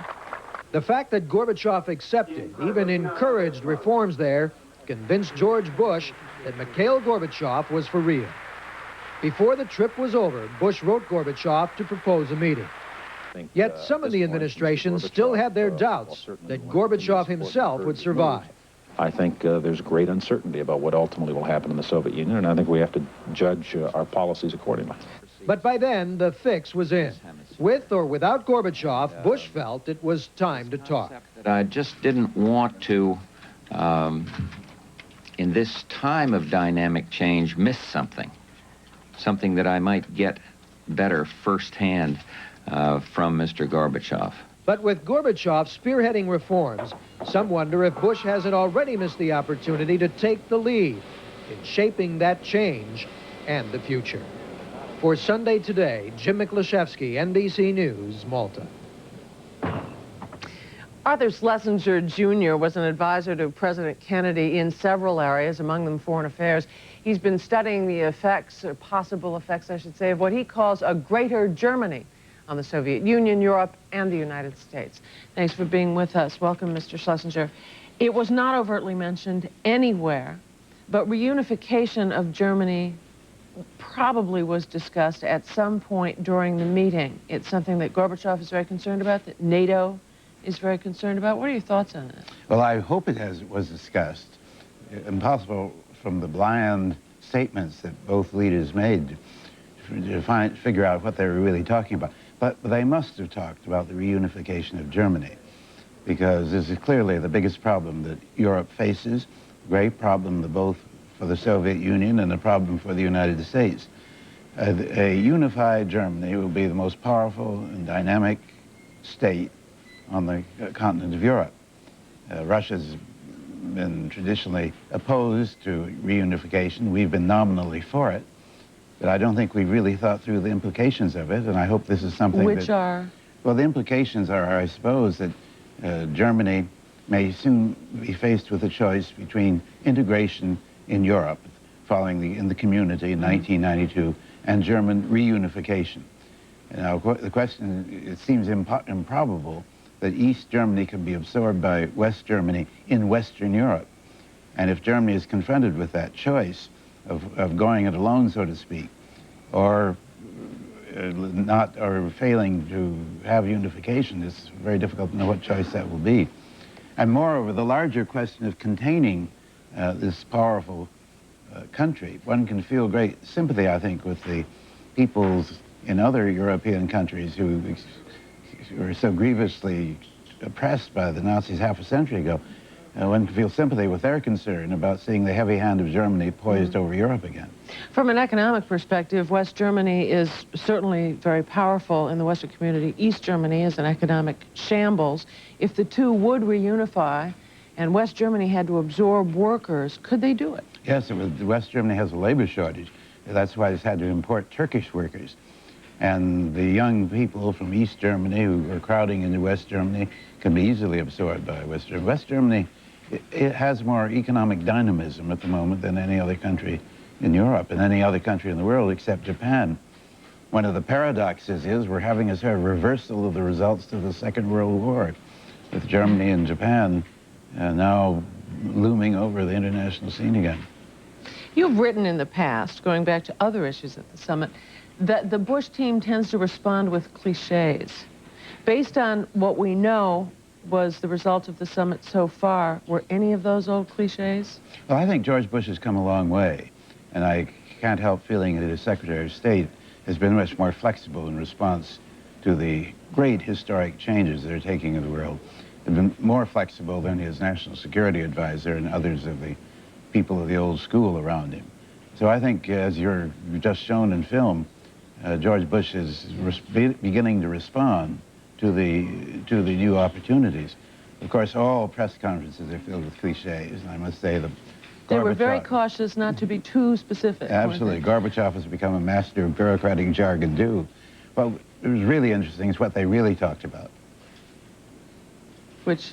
Well, and as I say, I hope that we'll have a succession of leaks so that we'll begin to understand. President Bush has set a series of tests for Gorbachev. I know that this is a particular sticking point of yours. They're basically quid pro quos.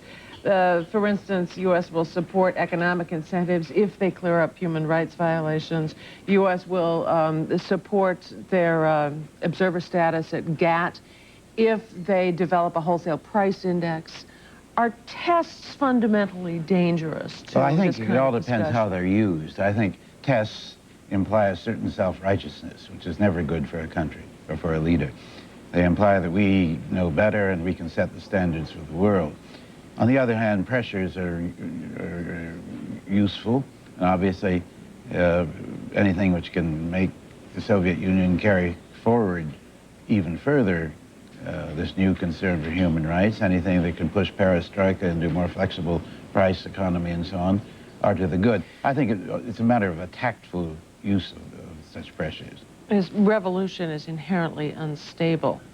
What happens if this all blows up? I don't think it's going to blow up. I mean, there's much lamentation about the speed of things. Who 10 years ago, the question of this happening at all would have seemed totally improbable.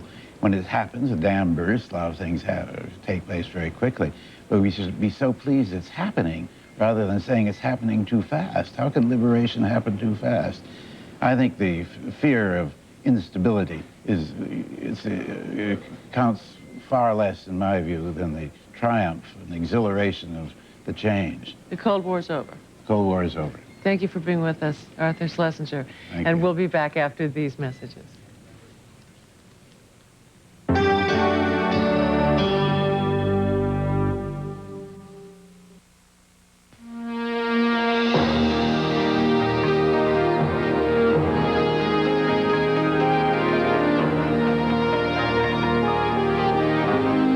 Gentle, natural shredded cheese. If you care about what you cook, we care about what you cook with.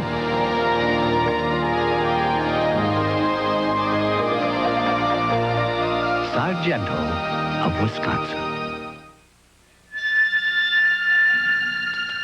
The struggle for excellence is the spirit behind running a business. It's the only way to run an airline. At Northwest, helping you do business is putting us on the fast track. In all we do, we're striving to jump the line from the merely good to being great. Because being the best is the only thing we want to be. It took New York's notorious murder. We certainly see no evidence to support a homicide charge. To give a lawyer back his courage. Got a murder case? I have no idea. Unraveling a mystery for the world to witness. Daniel J. Travanti. Probably going to be impossible to convince anybody of the truth. Based on the murder case that shocked a nation. Howard Beach, Monday.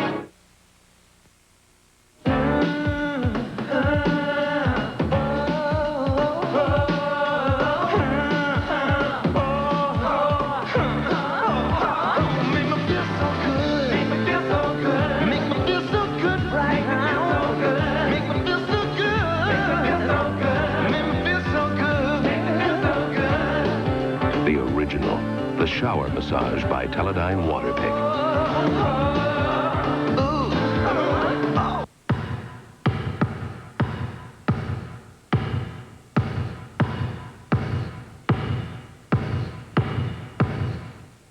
When it comes to milk, you have a choice.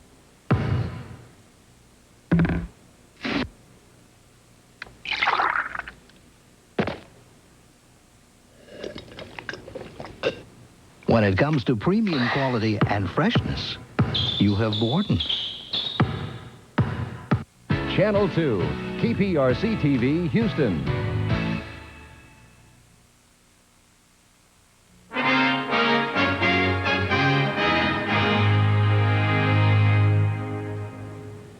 Let's catch you up on some of the action in Malta right now. The official business of the Seaborne or Seasick Summit, depending on how you look at it because of the weather. The official business is ended. President Bush now has private time as his aides make the rounds of the Sunday morning talk shows. One of them, Brent Scowcroft, is taping Meet the Press with Garrett Gutley and Tom Brokaw over there. In just about 40 minutes, the Bush party will leave for Brussels, where Bush will have dinner with Helmut Kohl tonight, address the NATO allies tomorrow, and then give a formal statement of what happened at the summit. It is a question about the Soviet Union that people have often asked, and now a new freedom there will perhaps allow us to reveal the answer. How can a country that is so sophisticated in space and defense be so backward in meeting the demands of its consumers? The answer, we learn in the next report, has to do with priorities. Priorities the Soviets are now trying to realign. Bob Abernethy in Moscow has more.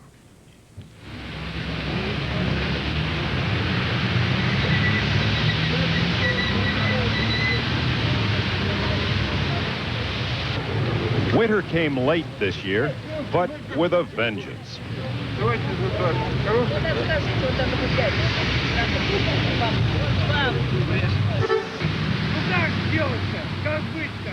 Moscow became cold, dark, dirty, and wet.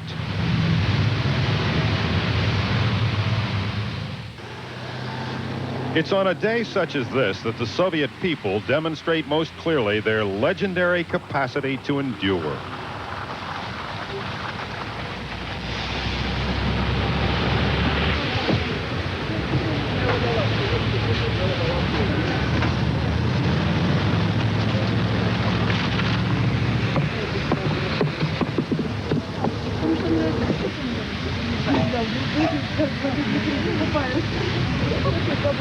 When you see something for sale you want, you get in line.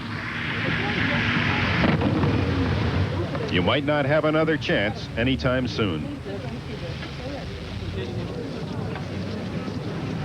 You also learn to balance carefully when you want to try on boots.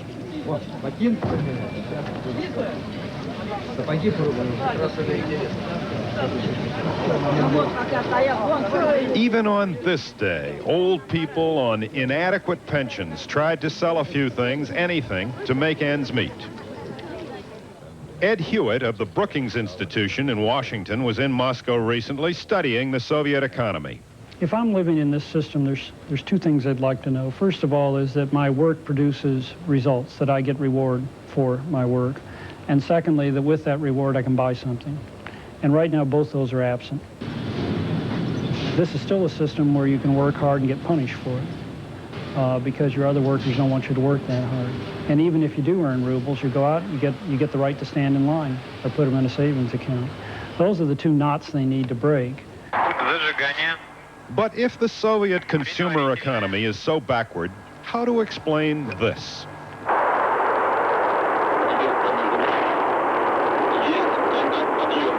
The Soviet Union holds world records for work done in space.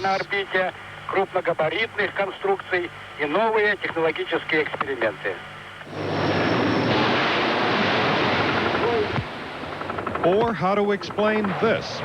Soviet military forces the United States has considered a lethal threat for more than a generation. And how to explain this? Pioneering assembly line eye surgery at a famous clinic in Leningrad. How can some Soviet enterprises be as successful as this one while right outside there's so much failure. One reason is government decisions about where to put scarce resources. Another is the different rewards within the Soviet system. It really is a schizophrenic economy that produces washing machines that disassemble clothing, but submarines that are tremendous threats. And the reason for that is that they're like, in many ways, they're like any people. They'll respond to the right incentives. And in the defense industries, where they had a clear threat from the United States, they thought, and where they could create incentives to have people respond to it, they did. In consumer goods industries, where there are these big protective barriers behind which they operate, they didn't have to. I mean, they don't have to produce a good washing machine. They can produce a piece of junk and say it's the best in the world, and I don't have any option. I either buy the junk or put the money in the bank. We have this tendency to think they're sort of 3 inches tall in the economy. One leg's 3 inches tall, and the other one's about 4 feet tall. And the question is what leg they're going to be standing on in the 90s and in the next century. For Sunday Today, Bob Abernethy, NBC News. Jeff Madrick, our business correspondent, has been looking at the problems and opportunities that will come with greater trade between the nations of Eastern and Western Europe, and indeed wherever the Eastern European countries at last freed from Soviet restraints look for business. Jeff, to what extent does Gorbachev benefit from the economic incentives that President Bush apparently has put on the table? Well, I think the near-term benefits are a little bit fuzzy. We are not going to suddenly make the Soviet economy right again. That it is a start is very important. They need to be able to start exporting products. They need capital. They only get capital if they start exporting products. So it is a start, and it's an important start. Most favored nation status. Well, that's the key. It's not only Gorbachev, of course, who wants most favored nation status, and perhaps we should explain exactly what that means. Most countries in the world enjoy most favored nation status. That includes China, it includes Hungary, it includes Mexico. It means our tariffs are the same on all products they export to us. On the Soviet Union, we have very high tariffs, in part because of their civil rights situation, their immigration policies. So, for example, Stolichnaya might be tariffed twice as high as our imports of any other alcoholic beverage. What they want us to do is bring that down so they can export some products here. More important, perhaps, that's exactly what American companies want.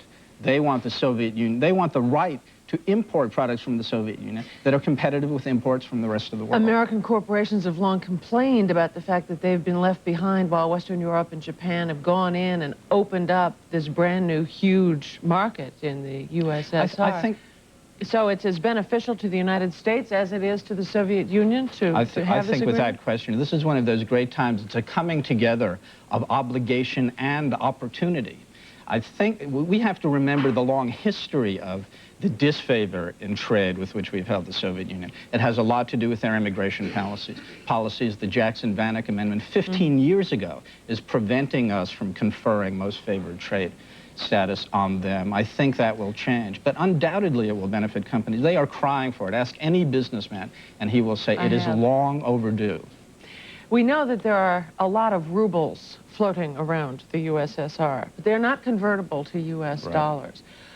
To what extent does observer status at GATT, does the recommendation or stipulation, I should say, that the Soviet Union develop a wholesale price index help that conversion take place? I think it helps the conversion take place, but that is a long way down the road. As some people have pointed out to me, and we forget this, it took West Germany 10 years to make the Deutschmark convertible after World War II. This is a very long process, but all of that helps. As they increase their exports, as they start building that kind of trade, it makes it easier to convert that ruble. I think a lot of Americans don't quite understand. They have a huge budget deficit there, and they meet it by printing paper money. People have rubles in the mattresses all over the place. Wait a minute. They don't have They're goods. spending more than they have? They're much like us, but much more than we do, in fact. And that's the source of the problem. That's what's so good for us here. They really don't have a choice. They put it in investment. Their people have rubles to throw away, and they have no products to buy. We can start the process of getting products to them, and only then can we start the process of converting that ruble into other kind of international currencies and really bring the Soviet Union into the world economy. I think it's very important. to do that. A slightly more political question. The Eastern Bloc countries, and certainly the Soviet Union, have been interested in how much the United States can help support these movements toward reform over there. And what they mean is monetarily. Right. With our budget the way it is, can we really participate in the realignment of the Eastern Bloc? Yes, we can. You know, I'm a little tired, I think other people, of seeing the U.S. act as if it's a poor nation. People who say the budget deficit doesn't matter, and there are some, have to contend with that issue. The budget deficit, in some important sense, maybe the most important sense, has paralyzed Washington about acting in areas of new opportunity like this. The fact is we are by far the richest country in the world. In GNP terms alone, 2.5 times the size of Japan, 5 times the size of Germany. I think we get obsessed with this notion of reducing the budget. I think there is room to move. I think the cuts in defense spending will give us that room. This is a time of great opportunity. Obviously, there's some potential instability there, but we've got to start marching along this road. I think we are. All right, thank you very much. Jeff Thanks, Madrick, Mary Alice. who is NBC business correspondent, and we'll be back after these messages.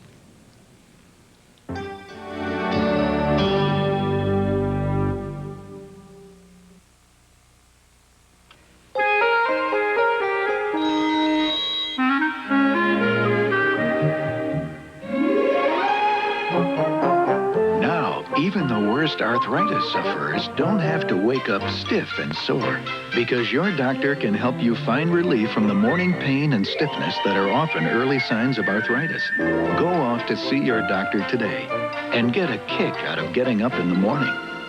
Pfizer, wake up to good mornings. Of all the Subarus registered since 1979, 93% are still on the road, which could mean the new Subaru Loyale will still be good on a hill when other cars are over it. To the average car, this could be a dangerous body of water, even though it's only an inch deep. That's why you should drive the new four-wheel drive Subaru Legacy, the latest in foul weather gear. I'm not the only one who loves to cuddle up. Me? I cuddle up. Cuddle up? Sure, with a good book. Yeah, I cuddle up. People are warming up to cuddle up. The Sunbeam Heated Throw. Just plug it in, pick a setting, and Cuddle Up sends the heat where you need it most. The Sunbeam Cuddle Up is from the makers of the blanket with a brain. So come on, cuddle up. Cuddle Up, the only heated throw, is available for holiday gift giving at these fine stores. Paging Dr. Lan. Waiting here, we're strangers. Yet each of us knows, for all of us, the cost of health care keeps rising faster than our wages, or salaries, or pensions. Mrs. Wald? So before the coming election, ask the candidates what they plan to do about health care costs. We're in this together, and we're waiting.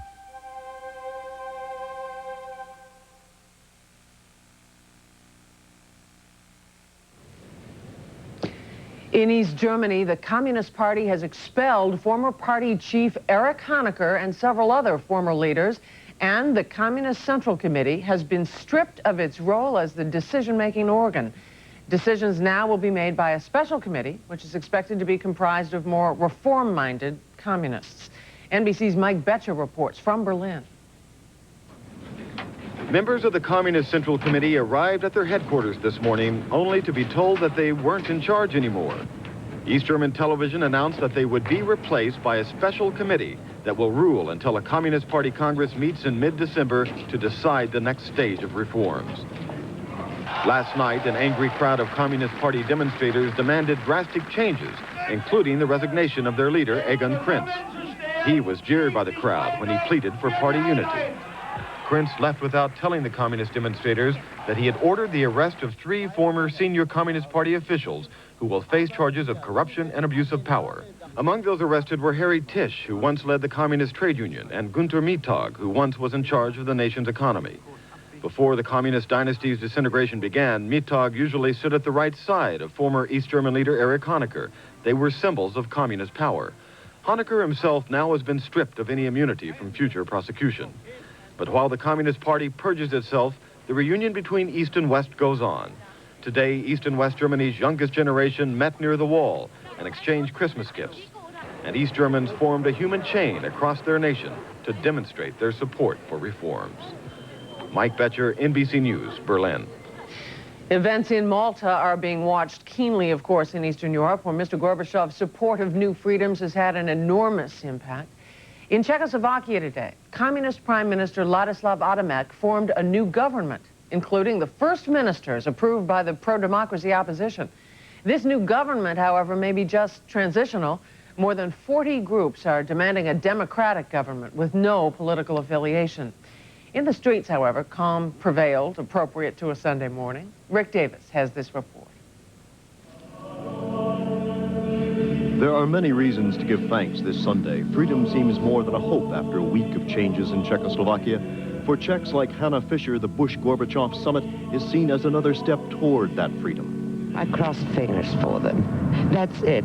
That they really, both of them, that they understand each other, that they lose their, I should say, that they trust one another. Another prayer may be answered within a few hours. A government hopefully no longer dominated by the Communist Party will be announced. Many Czechs believe the Malta summit will help prevent a repeat of 1968, when the Soviets crushed reform here. Gorbachev Malta is a dissident priest forced from the pulpit by the Communist Party. I'm convinced that Mr. Gorbachev doesn't invade the Czechoslovakia. There was a remembrance service for the victims of 1968 this day. The Czech Communist Party has reversed 21 years of policy and condemned the Soviet invasion. But many of the men Moscow put in power then are still in leadership roles in this nation. And these people want that to end. Rick Davis, NBC News, Prague. The government in the Philippines says it has crushed the coup attempt by rebellious army troops. The final blow to the rebels came when they were turned back in their attempt to capture military headquarters in Manila. The commander of the assault surrendered, along with 200 men. NBC's Jim Maceda reports from Manila. Sunday morning, day 3 of the coup attempt. Government forces finally take control. Troops and tanks loyal to President Corazon Aquino launched their largest offensive against rebel soldiers holed up in the capital. Filipino F-5s provide air cover for the assault, strafing rebel positions and scattering civilians. We are going to win, promised this rebel soldier, but the attack marked the end of the mutineers' last stand. A top rebel commander surrendered. It was clear the Aquino government finally meant business. There will be no ceasefire. What they started, I will end. Makati, the financial center, it had become a ghost town. Rebel soldiers occupied skyscrapers and luxury hotels, trapping tourists inside and sniping at passers-by. A combined air and ground attack was followed by a long and costly mop-up operation. By the end of the day, Aquino's troops had regained control of Manila, though some provincial capitals remained in rebel hands. At the airport, police scanned the horizon for rebel reinforcements, but they were not coming. The end was finally near. Some people even felt safe enough to return to the living.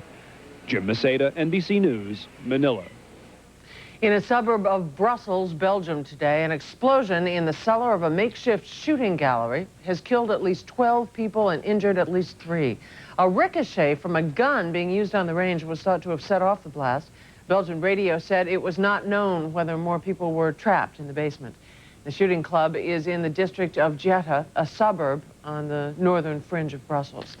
And now Al Roker is here with a check on the nation's weather. Al? And we're going to start off in Malta, just to kind of fit in with the... Okay, Al Roker's here with a check on Malta's weather. That's right. No, we're going to start with domestic. No, we're going to start with Malta. Let's take a look at the satellite from Europe. And there it is, in that little red dot there, Malta. And you can't see much of Malta because of the clouds. That's because they got strong easterly winds, rain today, and temperatures in the 50s, which is cooler than it should be. And as we check out the domestic weather, because I'm your domestic weatherman, it's very, very cold in the northeast with a lot of snow. Maine could get as much as a foot of new snow. We're looking for snow, lake effect snows through the Great Lakes. Cleveland, you're going to have a real rough day of it. Pittsburgh, same thing. Lots of rain in the northwestern part of the country. Sunshine and mild down in the southwest. Look at these highs. It'll be 18 today in Pittsburgh and Cleveland, 28 in Boston, 55 in Seattle, 73 in Los Angeles, 72 in Miami, and 44. A little chilly on this morning as you get on into Atlanta. And that's a look at our weather for the day. Mary Alice? Do we get any snow here? No, we get a few snowflakes, a few flurries, or just a few flakes. But we've all dealt with flakes before, so it's not a big problem. We certainly have. We're taking a break. We'll be back.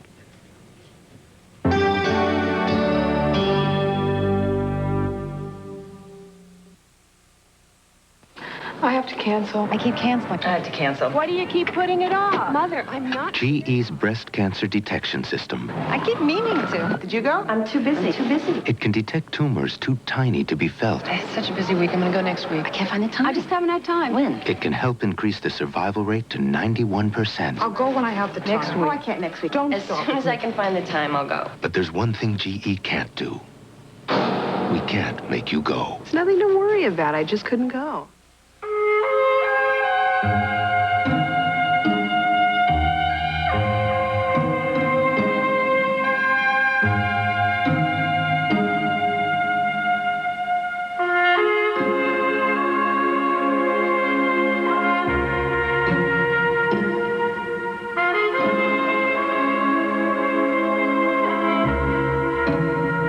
You have to drive it to believe it.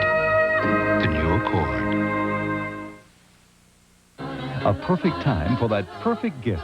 When considering gifts for the holidays, Sunnyland offers some extraordinary ideas for your home. Lamps are wonderful gifts for every home. And one of the finest lamp makers in the world is Beth Weissman. Beth Weissman lamps are unique, stylish, and very beautiful. They make a wonderful gift. And only Sunnyland can offer such a marvelous selection from Beth Weissman. 'Tis the season for giving. Sunnyland Christmas. Some might say the thrill is as simple as acing your first parallel turns. Some might say it's slipping through fresh powder or taking a black diamond at Crested Butte. But many more will tell you what a great thrill it is, knowing you got the right stuff at the right price. Sun and Ski Sports.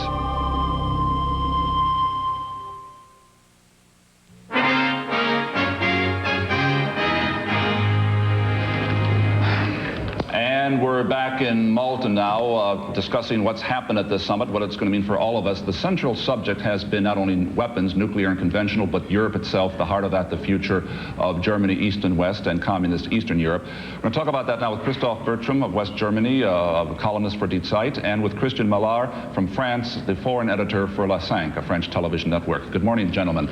Morning. We've heard the news from East Germany that the entire communist leadership, the Politburo, the Central Committee, has resigned today. They're in emergency sessions. Christoph, you're a German. How do you read that? I think it's an indication of the rapidity of change that we have been hearing so often about. It certainly is that. And I think it confirms an impression I have of this summit, which is here both guys got together in order to try and slow down the pace. What Gorbachev wanted from Bush was the reassurance that America change, and he wanted reassurance about his own both.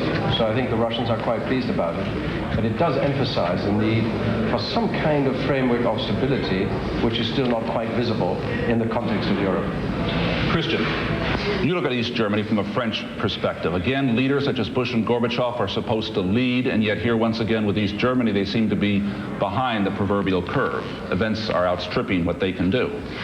Well, I think there is a sort of agreement between Bush and Gorbachev that Bush has probably promised Gorbachev, he wouldn't be, I agree with Christoph on that, pushing the idea of reunification. And the French, we get sometimes the impression that Chancellor Kohl is pushing in certain way for this idea of reunification. But we think it's more for electoral purposes because things can go that quick concerning the reunification. This is our feeling. Tom Brokaw, you've of course been following the dramatic changes in Eastern Europe these past several weeks. What are your observations and what is your question for Christoph or Christian? Well, Gary, just let me bring you up to date on the situation out here. We're at Marshallock Bay, of course, and now you can see the Belknap behind me. That's the American cruiser right there, and then on this side is the Slava. That's where they were supposed to be meeting, but of course they've not been able to. The president is now leaving the Maxim Gorky, and he's going to be flying to the airport here in Malta and then on to Brussels to update NATO NATO allies and meet with Chancellor Kohl, where they no doubt will be talking about the situation in Eastern Europe today. Christoph, I'm curious, when I spent time in GDR recently, I spent a lot of time with the so-called opposition, and many of those people, although well motivated, are politically naive and certainly have had no experience in running a government or running an economy. And the East German economy is already in shambles. Aren't they likely to go through an even rougher period now as a result of all of this? Well, mind you, what's happened today in East Berlin doesn't mean that it's a free-for-all. What's happened is that the Communist Party, which was to hold its Congress, still is going to hold its Congress in the middle of December, has voted out all those sitting people in the Politburo and the Central Committee. They're going to vote a new Central Committee and Politburo by the middle of December. They have a government, and I see no signs that they're going to push forward with the elections that are planned for the late 1990, perhaps beginning of 1991. So what we're having is that the rank and file of the Communist Party in East Germany has said to all these functionaries, off you go, we want to have a clean slate, but they will fill that slate again by the middle of December. Marcus Wolf, who is the retired head of the East German Intelligence Service, said to me directly that the reform group ought not to overlook the considerable amount of talent that exists within the middle ranks of the Communist Party, and if this country is going to be able to proceed, those people will have to be brought into play as well. A, do you agree with this assessment? And B, do you think that the opposition will be able to join forces with the middle ranks of the party in an effort to, on a practical basis, put the country back together again? Well, Tom, you know, the opposition at the moment is just a lot of movements. They are not organized as political parties. They have been interested in delaying the point or the date for the elections in order to organize themselves. We'll have to see. But you know, we've seen similar things in Poland. People were saying, can the Solidarność people actually form a government? Nobody believed they could, and here we are, and they're doing it. So one of the experiences of East European and East German developments is that somehow politicians and journalists try to manage the events, and they they follow their own rhythm, and we always scamper behind. That, I think, emphasizes again what we've seen here in Malta. Gentlemen, most of our attention has been focused on Eastern Europe, the changes there, and yet there are changes in Western Europe within the NATO alliance itself. Some of them could become quite serious. Christian, you are French. You are aware that NATO, in a way, has had two goals. One is to contain the Soviet Union, and in a way, it's also been to contain Germany. Bring Germany, West Germany, into the Western alliance. And now, inevitably, some tensions are going to grow as Germans start to talk about reunification. I agree with you. You know, I remind that President Mitterrand in France is always saying, my dear friend Helmut Kohl. And it seems until now there was this, it was working pretty well between France and Germany. President Mitterrand said recently, well, I am ready to face the idea of reunification. But I think that with the language that Chancellor Kohl is holding right now, President Mitterrand might have to change his view about the position of Helmut Kohl. This is what I think when I hear Mitterrand in private and what he says officially sometimes. And I don't think France will see with a nice eye or a nice look the idea of a reunification. This is once more, I reiterate what I said not long time ago, what is said officially and what is said in private. I don't think the French would accept or would like to face the idea of reunification. Well, this is a central question we're going to talk more about in just a moment. We're going to interrupt our conversation for a moment because we just have tape of President Bush making a statement. Nor all the problems that have existed over the years between Western Europe and the rest of the NATO allies and Eastern Europe. But I understand better where he's coming from, and that, I think, is very important. And he understands our priorities. He understands the concerns, for example, that I feel about Central America, because we really had a good, frank discussion. But if I can follow up on this goal, as I say, you set for yourself, at least toward moving towards ending the Cold War. He said an epoch has ended. How do you feel about that? I think this is a major step towards understanding and towards trying to tear down any remaining barriers that shot up because of the Cold War. There's no question that the conditions today are far different than at the depths of the Cold War. No question about it. I haven't even heard anybody argue to the contrary. Mr. President, what do you think of NATO and Warsaw Pact evolving to? political organizations and really moving out of the military mode? Well, if we make the progress that I hope we'll make on various arms control items, and if tensions continue to go down as they have inside the Soviet Union and in terms of relations with the United States and in Eastern Europe, who knows where the change will take us. But obviously, I have a certain responsibility for keeping NATO strong, and nothing here has altered that desire. But as you see the history work, the historical changes taking place, I think it's fine to envision a group of countries that spend a lot more time worrying about the economic side and less on the defense side. We are not there yet. We are not there. Mr. President, what do you tell the NATO leaders? Just a follow-up. What will you tell the NATO leaders? Well, I'll wait until I get there to decide that. I'll give them a pretty good report on what went on, considerable detail, not all necessarily, because some relates to the U.S.-Soviet equation. But we'll have a good, frank discussion, and I think they will be pleased at what the results of the meeting are. Mr. President, other than the weather, were there any disappointments? You seem to still be at odds very much so in Central America. And was there anything Mr. Gorbachev told you that especially surprised or pleased you? No, no surprises. And but as I say, Michael, we cannot, in 10 hours of discussion or whatever it is, solve all the problems that exist between the United States and the Soviet Union and the way we look at different areas. But it would be euphorically optimistic to think that a meeting like this would solve all those problems. But it's better. We understand more. I've got some areas where I can now go back to him on various areas. But there was no surprises. It was a wide discussion. I'm not sure we left out any subjects in a geopolitical sense, but we covered a lot of them. Along those disappointments, no specific disappointments, something you wish he was more forthcoming on? No particular disappointments, no. Mr. President. Because I think the goal now is to go forward, as we have wanted to anyway, and demonstrate everybody's commitment to CFE talks, everybody's commitment to chemical weapons reductions, eventual elimination, and of course the START agenda. Mr. President, you talked about I'll be over, Terry. now having a better understanding of Mr. Gorbachev after this meeting. Could you tell us what you know about him today or understand about him today? Well, I know that he's perfectly willing to have very frank discussions, even if I'm on the opposite side of a question from him. There was no anger. There was no vitriol. It was a very constructive set of meetings in that regard. And so I saw a man who is confident. I saw a man who was calm in his presentations and responded as factually as he could in some of the questions I raised. And so I'm convinced that the concept of getting it together for a no-agenda meeting was very, very sound. Do you think that the United States and the Soviet Union now are dealing with each other more as allies than adversaries? I wouldn't say allies, but with far less misunderstanding and with far more common goals. What do you think of the adversarial relationship and the nature of the relationship now? Well, as I say, I think it's vastly improved.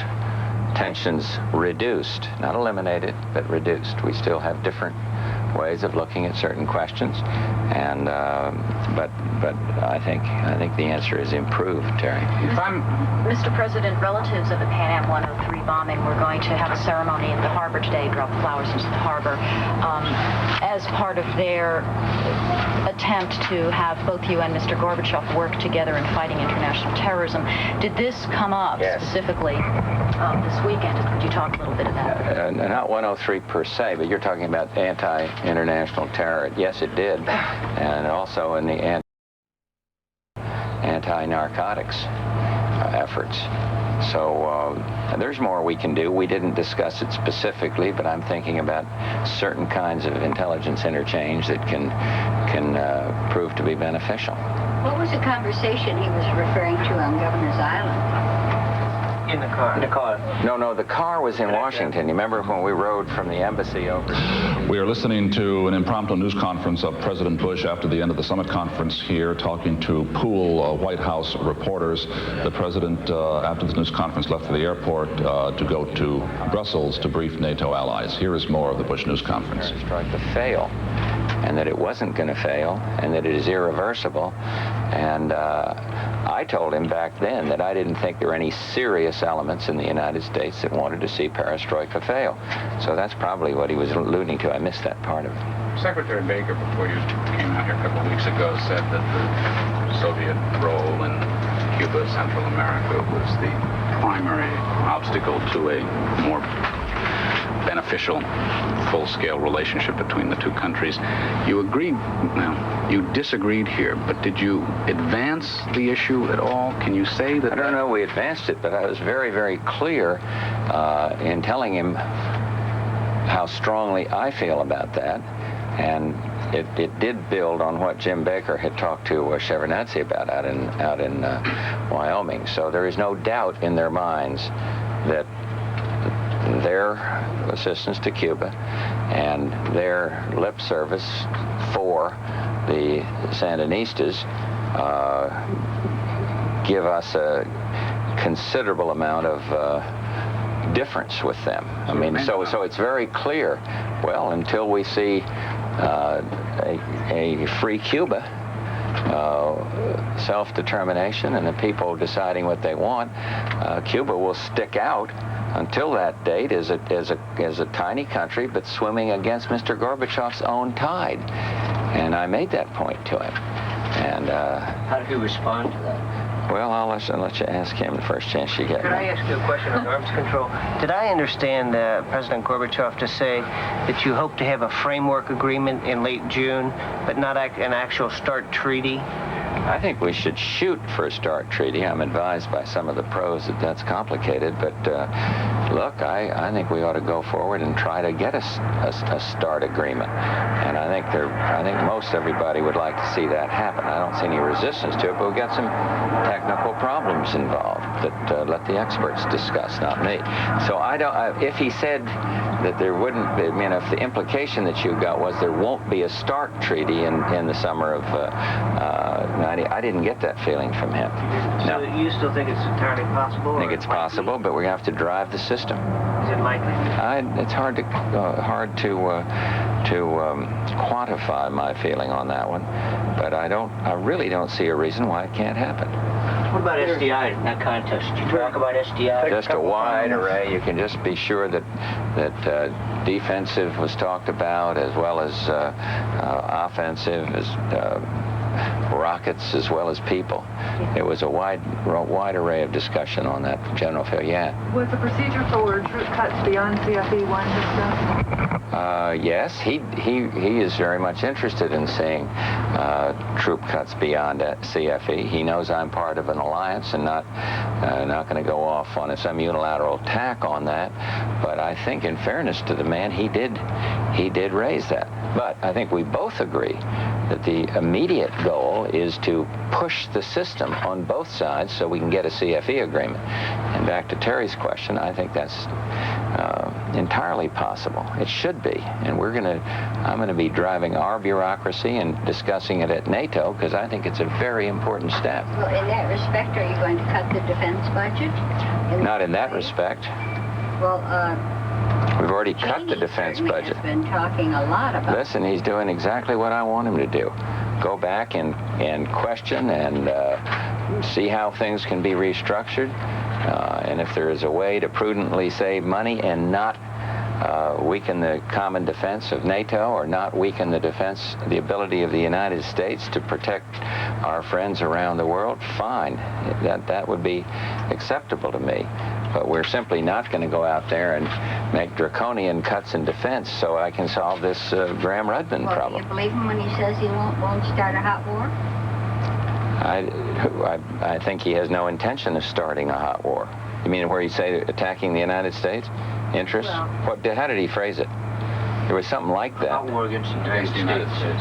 Yeah, I have no evidence that there's anything other than the truth in that statement. We're going to have to go if we give Frank a final one here. Why? Just some personal thoughts. Coming here after all the preparation and some of the criticism of being too timid. Wasn't that interesting? Let me interrupt once to editorial. Wasn't it interesting the way he used the word caution? And I didn't put him up to it either, but go ahead. He said prudent at one time, too. Did he really? Go ahead. What was it like for you? What did it feel like sitting across from this man and in many ways discussing the shape of the world that cannot really be forecast? Well, inasmuch as I had met him before and had a couple of private conversations with him before, it was probably less formidable than if I'd never met him. And given the changes that he's advocating in terms of, self-determination and an Eastern Europe changing without any threat of force from them, the climate was easier because of those things. But there still was a recognition on my part, one, that this was serious business, and two, that we have got to find ways to work for peace constructively. And sitting across the table from me was a person that can have as much to say about that as any other individual in the world, given the superpower defense status of both countries. So there was a feeling of, there was a recognition that this was important. And yet the climate in the meetings was without rancor and without hostility. I remember a time when I first met Mr. Gorbachev, when we talked about human rights, and he became visibly agitated with me for raising it. And I think there's been a great evolution in his thinking on that question, and certainly on his relations with the United States, just as there's been an evolution on my thinking. You may remember I was the one who was against the very kind of meeting that I decided was necessary, because I think as these changes take place, this kind of meeting can be helpful. So it was the emotional part of it, Frank, is hard to describe for me, because I'm not the most articulate emotionalist.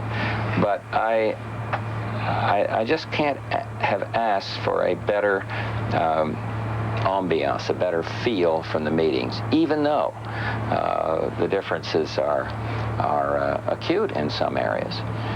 But you get the feeling he really wants to work with us, and he knows that I'm cautious. And you heard him use the word prudent. I'm sure that was deliberate on his part. I do think that 6 months ago, there was probably a misunderstanding on his part about the intentions of this new president. And I think one of the good things is I don't think he has any feeling that I'm going to be unforthcoming in situations where I should be. I don't think he has me down as a total negativist at all, and I certainly don't have him down.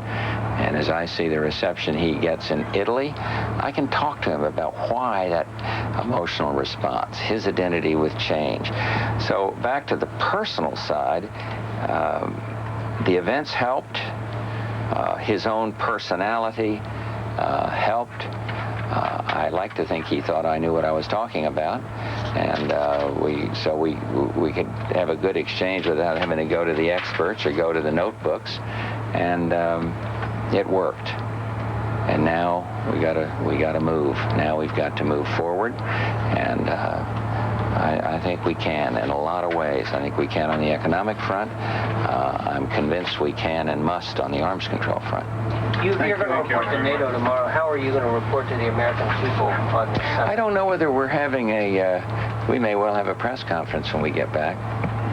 I don't want to. At an unspecified That's the best way to do it. Why is there no you mean a speech? Office speech? Well, I just did one just before going, and I don't want to press conference is good. abuse the hospitality of the airwaves, but I think we can get the message out by responding to questions. Thank you. No. You said that he had no rancor himself. No, I don't lose my temper. I don't. I don't. You hit the ceiling a lot. I keep it all inside. No, that's why I think your reporting has been a little off. What was it? What was it? What was the they got on Marlon about saying he hit the ceiling? What was it a few months back, which is untrue. And somebody. Somebody.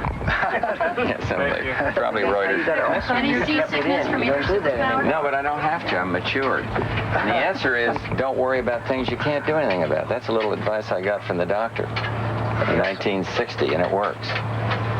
So why blow up at Helen if she asks a question I don't like, or this one over here? I've seen you go up and smoke. This is getting into a difficult Not area. really. You think it's smoke. You ought to see me. If occasionally I do go up and smoke, it doesn't relate to this line of work. It's other things, Mike. You'll take this to the filing center, right? So they make a transfer. We'll see you guys. See you on a plane. You gonna come back and chat? You going out into the Bois for dinner at Marvelous? What's that restaurant in the woods? President Bush in a news conference with White House correspondents a short while ago, a news conference on tape which we were listening to there. We're talking right now, continuing to talk with two West German journalists about the implications of the summit on a West European journalist, the implications of the summit on Europe itself. Christoph Bertram from West Germany, Christian Millar from France. You were nodding your head, both of you were agreeing in the statements about the importance of keeping NATO strong. But you do disagree on this whole central question of German reunification. Christian, you were saying that Kohl of Germany, the Chancellor, is pushing for it.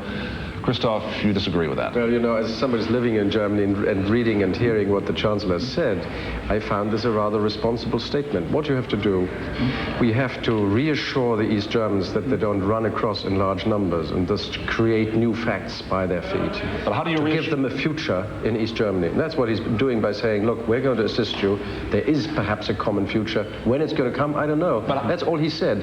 And to take this as an argument for massive push for reunification, I think fundamentally misunderstood. But how do you reassure, Christian? How do you reassure the French? Because obviously that's the reaction they have, don't you? The Germans have been reassuring the French now for, 40 years?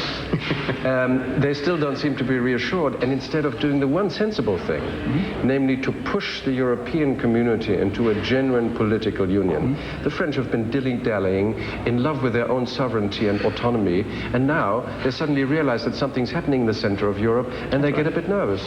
I agree with this last part. The French, Mitterrand wants to preserve his sovereignty, he wants to preserve nuclear force, the French nuclear force. This is clear, of course. If you could just give me 30 seconds, I would just to come back of the idea of keeping NATO strong, and I remember the president was saying cautious. And I think the French would feel this way, saying he is right to say that, because a lot of French people think that the main aim of Gorbachev, he has still in his mind this aim to get a demilitarization and denuclearization of Western Europe. And I know that France will fight against that. And I think the president is probably thinking of that in a certain way. He said, well, Gorbachev is doing a lot of tremendous things. All the political upheavals happening in the eastern part of Europe is fine, but still we have to be cautious. So you're saying we're not seeing the full picture yet. Are you, as a Frenchman, worried about what's happening in Germany, possible reunification? No, not personally as a French citizen.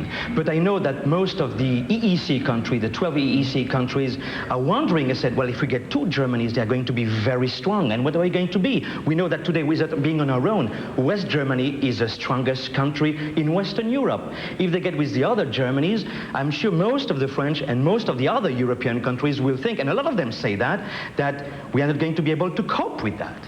And what do you say, Christoph? I think that Western Europe is coming together as borders falling right by the wayside, and to pretend that you have a 19th century concoction of one state merging with another one and thus virtually running Europe strikes me as being totally out of phase and totally out of constant against history.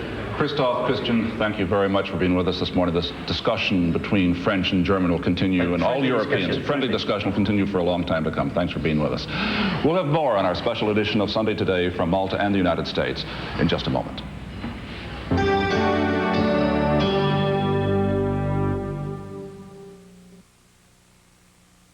Mom, are they ready yet? I'm still working on it. Rice Krispies treats are so easy to make, they take no time at all. These things take time. But they taste so good. Your family will think you slaved over them all afternoon. And if that's what they think, well, what they don't know won't hurt them. Rice Krispies treats. Honey? I don't believe it. You should have done it. And this holiday, make some treats for whoever drops in. Ho, ho, ho. This new Chevrolet Lumina Coupe just helped Chevy do what no other car company has ever done before. Win the NASCAR Manufacturers Championship for the 7th year in a row. Nobody's winning like the heartbeat of America. This year, Chevy drivers were caught doing over 150 miles per hour on city streets. In each case, the driver received a citation. Nobody's winning like the heartbeat of America. The game's high rollers. America's top bowlers. In a high-stakes showdown. Lisa Wagner. Mark Roth. Marshall Holman. And the winner of a nationwide competition. A unique roll-off where the stakes go up as the pins go down. The Bowling Shootout. Only on NBC Sports World.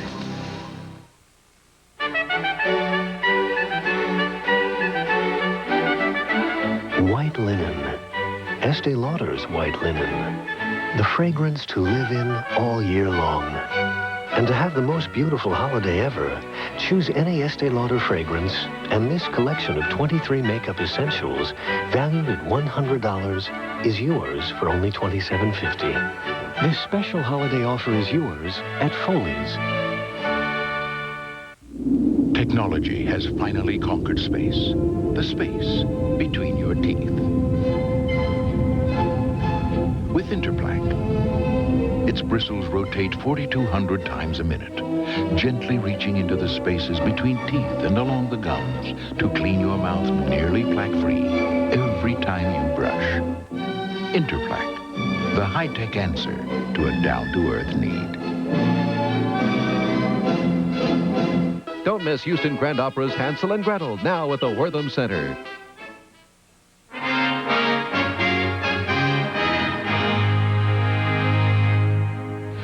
Well, the Bush-Gorbachev Summit Conference is now history, as they say, but just about everybody here in the capitals of the world is still talking about what appears to have been a very successful summit meeting. President Bush is at the airport. He's about to take off for Brussels, where he will brief NATO allies, go on to West Germany tomorrow. Gorbachev is on his way in his motorcade to the airport to return to Moscow, where he's going to meet with his East Bloc allies, Warsaw Pact allies. And just a moment ago, we saw a taped interview with the president speaking to White House correspondents. And Tom, you were watching that too. Garrick, I was struck by the president's relaxed demeanor. He seemed to be totally at ease and plainly very happy with the way this meeting has gone, especially this morning, my own guess is, because, as you know, yesterday he had to go back to the USS Belknap, the missile cruiser. Then he was confined to the boat for the evening because of the rough seas and the storms in this area. And it was beginning to look like Gorbachev would have the upper hand on him in terms of perceptions. But today, President Bush came out of there very much at ease. And something that we ought not to overlook that he talked about and Gorbachev talked about as well, they seem to have come to an agreement about new trade policies between the two countries, expanded economic opportunities for American businessmen, and of course economic assistance the Soviets desperately are in need of.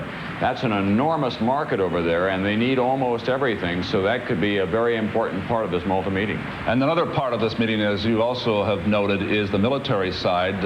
Instructions were given to their two aides on both sides, the secretaries of state, the foreign minister on the Soviet side, to specific instructions to get an agreement on nuclear and conventional forces by the summit next summer. And I think Bush said, I am determined to move the bureaucracy. And that was a public statement, a commitment by George Bush that he wants action now. Yeah, he said, I think we ought to shoot for that. That's not the cautious George Bush that we've been hearing from. Plainly, he read Gorbachev today as being willing to make a deal on START, and that would be a historic breakthrough, a 50% reduction, and then make a deal as well on conventional arms forces in Eastern and Western Europe. And then where do we go from there in 1991? Maybe another 50% reduction in nuclear weapons and another substantial reduction in military arms that are along the border between East and West. Both countries have an economic need for this kind of a build down, as well as a moral need for the world to eliminate this standoff that we've had now for almost 40 years, even though it has kept the peace. And again, that is the topic that Bush will be discussing with the NATO allies in Brussels. And we've just heard that Air Force One has taken off here from Malta on his way to Brussels. Now let's go back to New York and Mary Alice. Thank you, Garrick. And we have with us now from our Washington studio, John Steinbrunner of the Brookings Institution and Edward Luttwak, both experts on arms and military matters. Now, you know, President Bush and Mikhail Gorbachev have been discussing arms and presumably the reduction of armaments at Malta. And we've brought Mr. Luttwak and Mr. Steinbrunner in for a look at possible arms and troop cuts after Malta, and that is a sticky issue. Let me begin with Mr. Luttwak. Initially, the summiteers had planned no intervention in the START talks or in the conventional force reduction talks going on. Now they've pushed up the timetable for both. What was the impetus? Well, the impetus was the normal process of talking about something this important. But what they did was, of course, very little. There was no attempt to interfere with the process of negotiation, no attempt to resolve some particular matters. There was none of these sort of summiteering intrusions in what is a complicated negotiation process, which presidents have done in the past, mainly essentially to look good. Instead, they set a deadline whereby they really want agreement by next June. And I don't know, perhaps Mr. Steinbrunner disagrees, but I think that 6 months is ample time for the strategic nuclear agreement. They could probably do that even if they only work 2 days a week and take long holidays. Let's find out if Mr. Steinbrunner does agree. Yeah, I do agree. Essentially, what's required are political decisions at the top. The bureaucracy is not going to invent the solutions. The politicians will have to come to them. And it's just a matter of when they want to do so. So I think it is in Mr. Bush's hands and Mr. Gorbachev's hands to set the schedule and make the decisions that will involve some what he considers to be difficult choices. Mr. Steinbrunner, why does a conventional force reduction not jeopardize NATO? I think it really gives NATO a legitimate future. NATO would be jeopardized in the views of most West Europeans if it appeared to be trying to preserve the traditional military confrontation. If NATO takes the lead in transforming that, creating a common arrangement in Central Europe for regulating military power in combination with the Warsaw Pact and in this CSCE framework, I think that's the only way that NATO can really preserve its political legitimacy. Mr. Luttwak, historically, the Soviet military has been rather autonomous. Why might it not rebel against this kind of move at reduction? It has no reason to rebel unless you actually believe these cliches we've been hearing all morning, that the reason why the Soviets are reducing is because of economic need. Well, they've had the economic need since 1946. They had the economic need 10 years ago, 5 years ago. The reason why they're reducing is because the Soviet military, let us say the general staff, these are the people who are forward-looking enough to go into the whole ballistic missile business and to develop 90% of everything new that you see around the military power. Mm-hmm. These gentlemen have come up with a new strategy. And in this new strategy, territory counts for much less. They want to get away from the antique business of tanks and motor rifle infantry, mechanized infantry and artillery, all these nice World War II things touched up. They want to go into real new forms of military power. To do that, they have to reduce spending on these existing forces, which are doing less and less for them and which require them to have more and more non-Russians to fill up the ranks. Mm-hmm. They're willing to, they clearly have told Mr. Gorbachev, they've been telling this even in open articles for years, that Eastern Europe is not so important as it used to be because territory is not so important.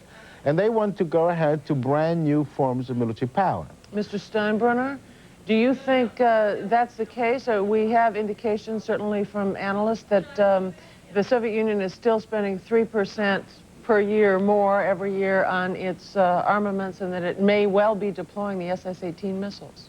Well, I think the Soviet military budget is not increasing, it is decreasing, and we're seeing evidence of that.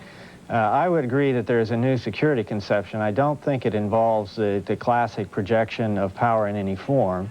What I think it involves is it is genuinely a defensive conception, and one organized around a different notion of what the threat of war is. They're no longer imagining that we are going to deliberately attack them. What they are worried about is the engagement of forces in crisis producing a war nobody wants, and they're trying to stabilize that. And I do believe they're adopting a conception of force that gives them the best chances of doing that. Let me ask you both, because we're running out of time. First, Mr. Lutvak, can you clear up this contention over the reduction of naval forces? What's your view of it? And then I'd like to hear from Mr. Steinbrenner. Well, we're traditionally greatly attached to the Navy. Aircraft carriers are very beautiful as they sail, in the sunset. Of course, naval strength has always been very important for us to connect up with Europe. For the Soviet Union, naval strength has been a sort of nice to have, show the flag in a third world sort of thing. Therefore, if you're talking about surface ships, which of course we spend a lot of money, the Soviet Union much less, a reduction there would do to us what the reductions in the armies are doing to the Soviet Union, namely that we would have to cut much more than they because they don't have very much. That's why our Navy doesn't like it. Okay, Mr. Steinbrenner. I think both navies are going to reduce in size because of internal budget pressures. That's an inevitability. They will probably make a virtue of this in imposing ceilings that are not too binding ultimately. The real problem in naval arms control has to do with operational rules, how the navies actually behave at sea, the kind of engagements that they allow to occur. I think there will be some fruitful discussion of that. It's already started. I think it will continue. Okay. So we will have naval arms control. All right, thank you both very much for being with us, Edward Lutvak and John Steinbrenner, and we'll be back after these messages.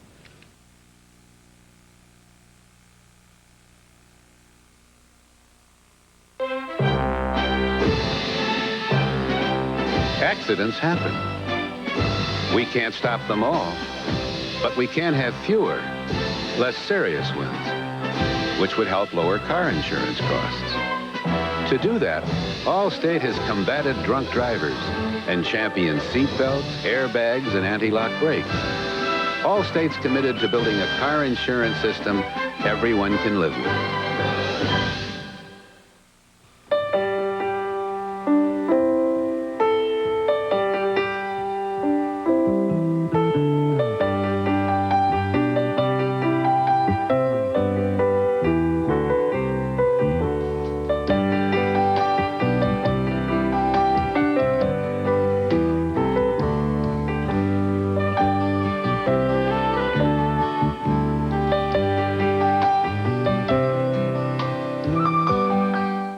This is CLR, Clear, an amazing product that instantly dissolves calcium and lime stains that you can't scrub away. Watch as CLR dissolves the hard water scales from this humidifier filter. Have you ever seen anything like it? No amount of scrubbing was able to remove the stains from this coffee decanter, but a little CLR and water gets it crystal clean instantly. Watch how Clear wipes away hard water film from tile. Makes shower doors shine crystal clear. CLR instantly removes unsightly rust stains from your bathtub, sink, and toilet bowl. And nothing cleans your coffee maker, tea kettle, or pots and pans faster or better. Get CLR. It will work for you or your money back. Get new and improved CLR. It'll work for you or your money back. CLR is available at Eckerd, Walgreen, Ace, True Value, and Woolworth.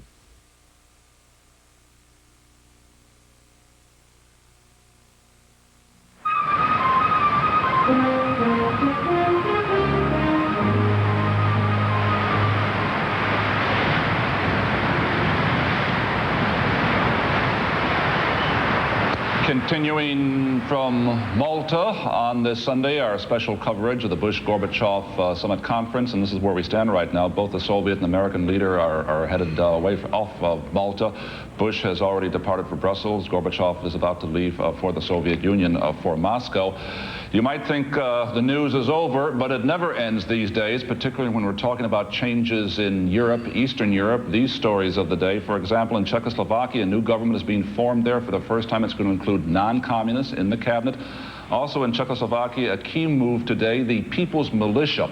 That is sort of an armed private army of the Communist Party of Czechoslovakia, is being disarmed this weekend. Their weapons are being taken over by the regular government forces. Another sign of change in Czechoslovakia. And most stunning of all, the news from East Berlin, East Germany today. The entire communist leadership, entire Politburo, Central Committee have resigned, all of its members. It's a crisis situation there. They're obviously restructuring the whole party, looking to their future with considerable nervousness. Our correspondent Mike Betcher is in Berlin. Mike, what can you tell us about these developments? Well, Garrick, I would say right now it is very confused. We're outside the Communist Party headquarters now, where several thousand people have gathered, and they are stunned at every announcement that is made as a Politburo or Central Committee member comes out and announces that there have been resignations. People jeer the Central Committee members as they come out, and they're forced to go back in. What we know is that the Central Committee has resigned, the Politburo has resigned, and now that means that Egan Krentz, as General Secretary of the Communist Party, no longer holds that position. The Communist Party will be run by two small committees of people who didn't serve in the higher echelons of the party before. They are reform-minded communists, we have been told. And we still are not sure, though, whether Egan Krentz maintains his role as head of state, which is separate from the party, and head of the Defense Council.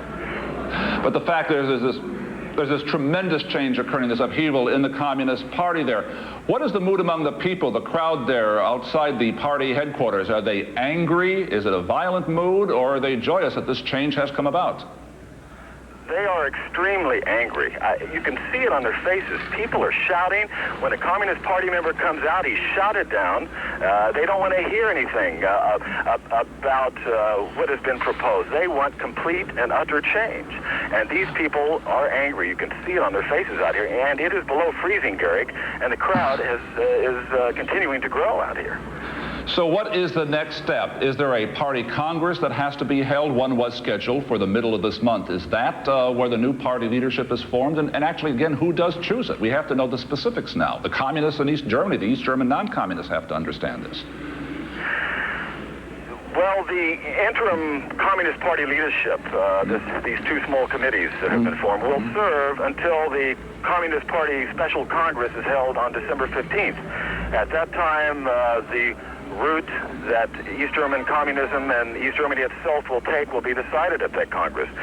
Whether there will be a new constitution and the role of the party, whether free elections will be allowed. Communist Party members admit now that if there is an election, they would be a junior partner in the government. And all of this has to be worked out between now and December 15th. That's only 2 weeks.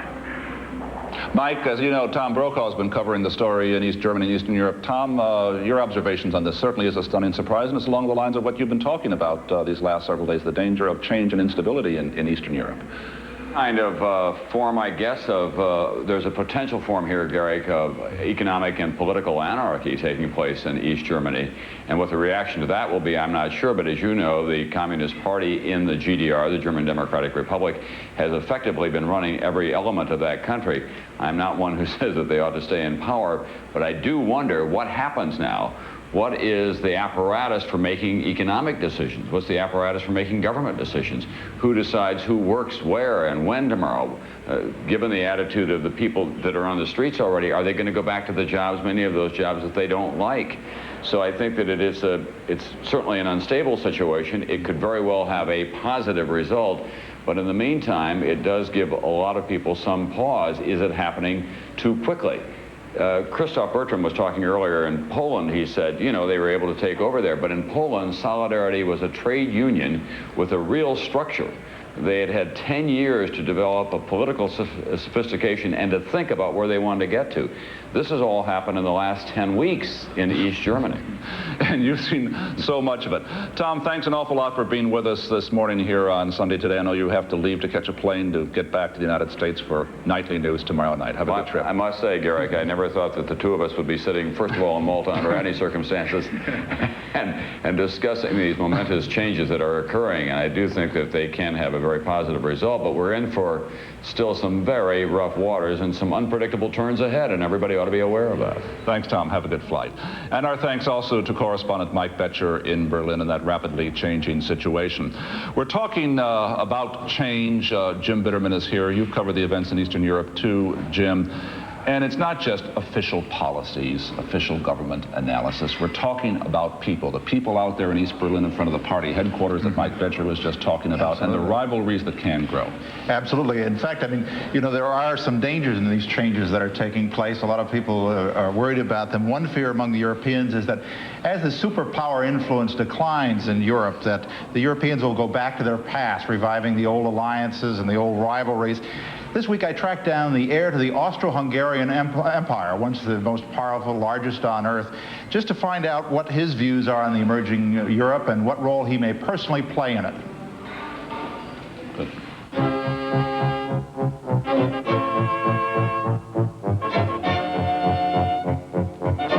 You don't have to look far in Austria to see the grandeur of its imperial past. Everywhere, the old emperors raised pedestals and palaces to their greatness. While the symbols live on, the monarchy has been dead for 70 years. The monarchy, but not the monarchs. 76-year-old Franz Josef Otto von Habsburg is the man who would be emperor if there were an empire. His father was the last crowned ruler of Austro-Hungary, and he inherited a string of glorious titles: Emperor of Austria, King of Hungary, Grand Duke of Tuscany and Krakow, King of Dalmatia, Croatia, Slovenia, and Galicia, and so on and so on. Von Habsburg represented for many here not the glories, but all the evils of the old aristocratic and militaristic Europe, which were better left forgotten. It was a different Europe when the von Habsburgs were in power, a Europe of rivalries and jealousies, of secret alliances and squabbling nation-states. It was a Europe where each period of peace seemed to be only prelude to the next war. But then came the war to end all war. Really, it was the war to end the old order, because there would be yet another world conflict ahead. Von Habsburg lived through both wars, and as much as he has long been an unwilling symbol of the past, he is today a personification of the future Europe, a member of the European Parliament who travels the continent endlessly pushing European unity, not by might and marriage as his ancestors tried, but by political integration. What's the Europe of the future look like in your view? You see, my ideal is a united confederal Europe with a great deal of autonomy, of course, because that is absolutely needed. We are going to achieve this, and it will be one of the great powers of the world. I would say one of the three great powers after the year 2000. Von Habsburg has long labored for the Pan-European Union, an organization dedicated to uniting the continent. Just this week, he addressed groups in Paris, Vienna, and Brussels. As unrealistic as his dreams of confederation might have seemed only a year ago, the radical changes on the continent now have suddenly given his arguments new weight. First of all, I think that this superpower balance was really a system which paralyzed the whole development. It wasn't a healthy balance. It was a tremendously unhealthy balance, all this Yalta system. Now that this is crumbling down, I think we are going to get back to normalcy. Earlier this year, von Habsburg saw a bit of the kind of European normalcy he might favor when he was warmly received in Budapest, the old twin capital of the Habsburg Empire. Some Hungarians urged him to declare himself candidate for president in the country's first free election since the war. He declined and insists that a return to what he calls normalcy in Europe does not mean a return to the old alliances and divisions. Space has no longer the significance it had in the past. Since the intercontinental ballistic missiles, there is no more space as a strategic or as a political notion. The heir to the empire claims he finds it more interesting to be a member of the European Parliament than an emperor, and says he has no desire to bring back the bad old days. For the next generation of Habsburgs, like his son Karl, there can be no nostalgia for the past, not even when passing the palaces which once would have been his heritage. When I'm walking the streets, of course I have a personal feeling about all those buildings, monuments that I could see that were built, most of them were built in the monarchy, but it's not the kind of it's more the feeling of an Austrian being proud of its history. It's not so much the feeling of being a Habsburg and kind of looking back in anger at the fact that we are now living in a republic. That doesn't exist in me. Do you think that Europeans are smarter now? What have they learned to avoid the squabbles of the past? Well, in the first place, I will tell you, people rarely learn anything. But it is absolutely logical, at least for this generation, that from the problems now, we know that we have to unite in order to be strong enough. As von Habsburg tells it, the divisions of the old world are quickly disappearing. The future here belongs to those who join in to erase them. There are echoes of his ancestors in his talk of unification, but the generations which follow must go about it legitimately, according to Franz Josef Otto von Habsburg, member, European Parliament. For Sunday Today, Jim Bitterman, NBC News, Paris. Michael Kraus was born in Czechoslovakia and is in daily contact with members of his family in Prague. He's a professor of political science at Middlebury College in Vermont and foresees problems for the Soviet Union and the Eastern Bloc in the days ahead. Professor Kraus, we're watching in Malta what could be the outline forming for a post-Cold War world on the same day that Czechoslovakia has formed a new government, and in East Germany, yet another leader and entire leadership has resigned. Your thoughts? Well, these are dramatic days. The Cold War is ending, peace is breaking out, and yet this peace has some elements of instability and unpredictability about it. We have, on the one hand, the East Europeans, the East Germans, Czechs, and Slovaks who have broken through the barrier of fear. And they're taking matters into their own hands. On the other hand, you have a structure of the Cold War, security apparatus, the party still holding things firmly in its hands, and there is a potential for some kind of unforeseen conflict. Well, let's break those down and elaborate on each. The people whose people power, if you will, won for themselves these changes. Do they have the wherewithal to be incorporated into the government structure? Well, the situation varies from country to country. In East Germany, I think the movement is less organized than, say, in Czechoslovakia. In Poland, of course, the opposition, yesterday's opposition, is part of the government. But this is very important, that you need some new structures, presence of the opposition that would make for a gradual transition. I think President Bush and General Secretary Gorbachev could agree upon their common goal in East Europe insofar as they both share interest in stability and kind of an orderly transition. But as you point out, there is still some dynamic tension in terms of ideologies. Just last week, Mr. Gorbachev said that the Communist Party is, in fact, the best mechanism to promote these changes and urged the people not to reject communism. He spoke specifically about the Soviet Union, and that reflects his view. However, as far as East Europe is concerned, he has repeatedly stated for a number of years that each Communist Party in East Europe is responsible to its own people. And therefore, in Poland or in Czechoslovakia, where the party could not perform the role, it has lost the leading role, at least in Poland, and now in Czechoslovakia, it appears to be on the verge of losing it as well.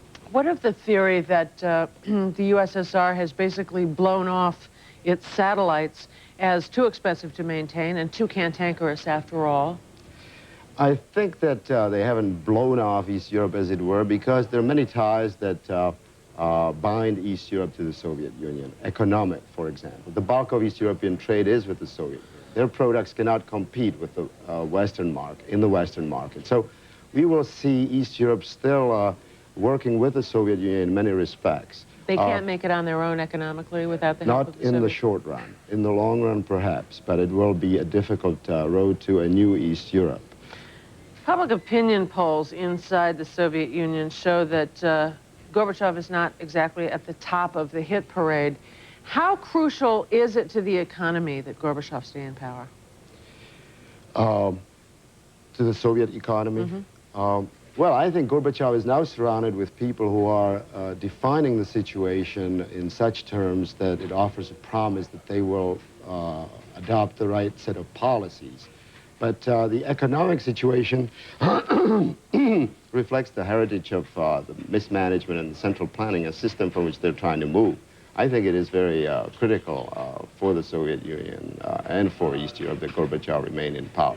And the important thing here to understand is that the old system no longer works, but the new system is not yet in place. And so it is the interim transition that is fraught with great difficulties. And part of that transition is becoming part of the world economy. How does the Soviet Union do that efficiently? Well, what we have seen is that Soviet leaders and specialists have dramatically changed their views in regard to Soviet participation in the world economy. They want to become members of the international institutions. They want to open up to competition, their economy internally and externally. They would like to join GATT, and so on. But can they do it? Well, again, I think this is fraught with problems. They will be able to take steps. They have to take steps internally, convertibility of the ruble, for example. They have to adopt certain measures that the IMF would require, the World Bank, and so on. It will be a slow process, but it appears that the summit has opened the doors to more rapid progress than we have seen thus far. I shouldn't throw a complicated question at you at the end of this, but part of the major revenue for the Soviet Union is the selling of arms. If those get cut, how do you beat swords into Isaiah's plowshares and turn the economy into a civilian one? Well, that is a big question. I think that the overwhelming share of Soviet hard currency earning comes from oil. Weapons do play a role in that, but I can give you an example. I have it on a good source that the Soviet Union has canceled weapon orders from Czechoslovakia in this past year and thrown the Czech managers of weapons plants into a state of disarray. So they appear to be taking steps that reinforce their words with deeds. All right. Thank you very much for being with us, Michael. Michael Krauss. And we will be back after these messages.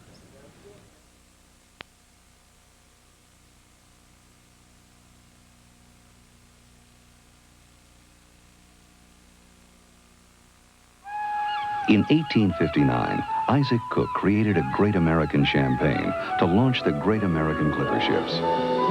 Today, people are still launching celebrations with Cook's Imperial American Champagne. The Proctor National Bank is closed for the holiday. You have reached Lucci Plumbing.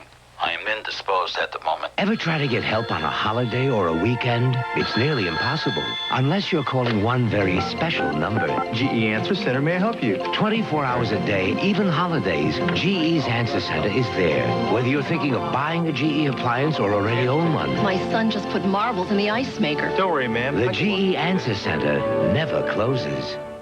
Your hands don't bleed when you wash. Your gums shouldn't bleed when you brush. What's wrong? It's a bacterial infection. We'll clean your teeth. Then I can give you medicine to use as part of daily home care. Ask your dentist. Oral health pharmaceuticals from Procter & Gamble. Imagine, if you will, an ordinary individual, hoping only for a good night's sleep, but instead drifting fitfully into a grueling mattress wasteland. Friends, get rid of that old mattress. Throw it out and call Gallery Furniture's Dial-A-Mattress. The easy way to buy quality bedding for less without ever leaving home. Dial-A-Mattress, another great way that Gallery Furniture saves you time and saves you money. Gallery Furniture's Dial-A-Mattress. Call 692-1111. Before you choose a body shop, ask a few questions. Can they handle the insurance claim so you have one less thing to worry about? Get the paperwork out of your way. The insurance people. Will they take care of you as well as your car? What about original parts? Will they use them? Right, I want the original GM fender on that. Hi, Mr. President. Will the work be done at your convenience? Pick it up anytime. Yeah. Okay, we'll see you at 1. If you don't know, you better get Mako.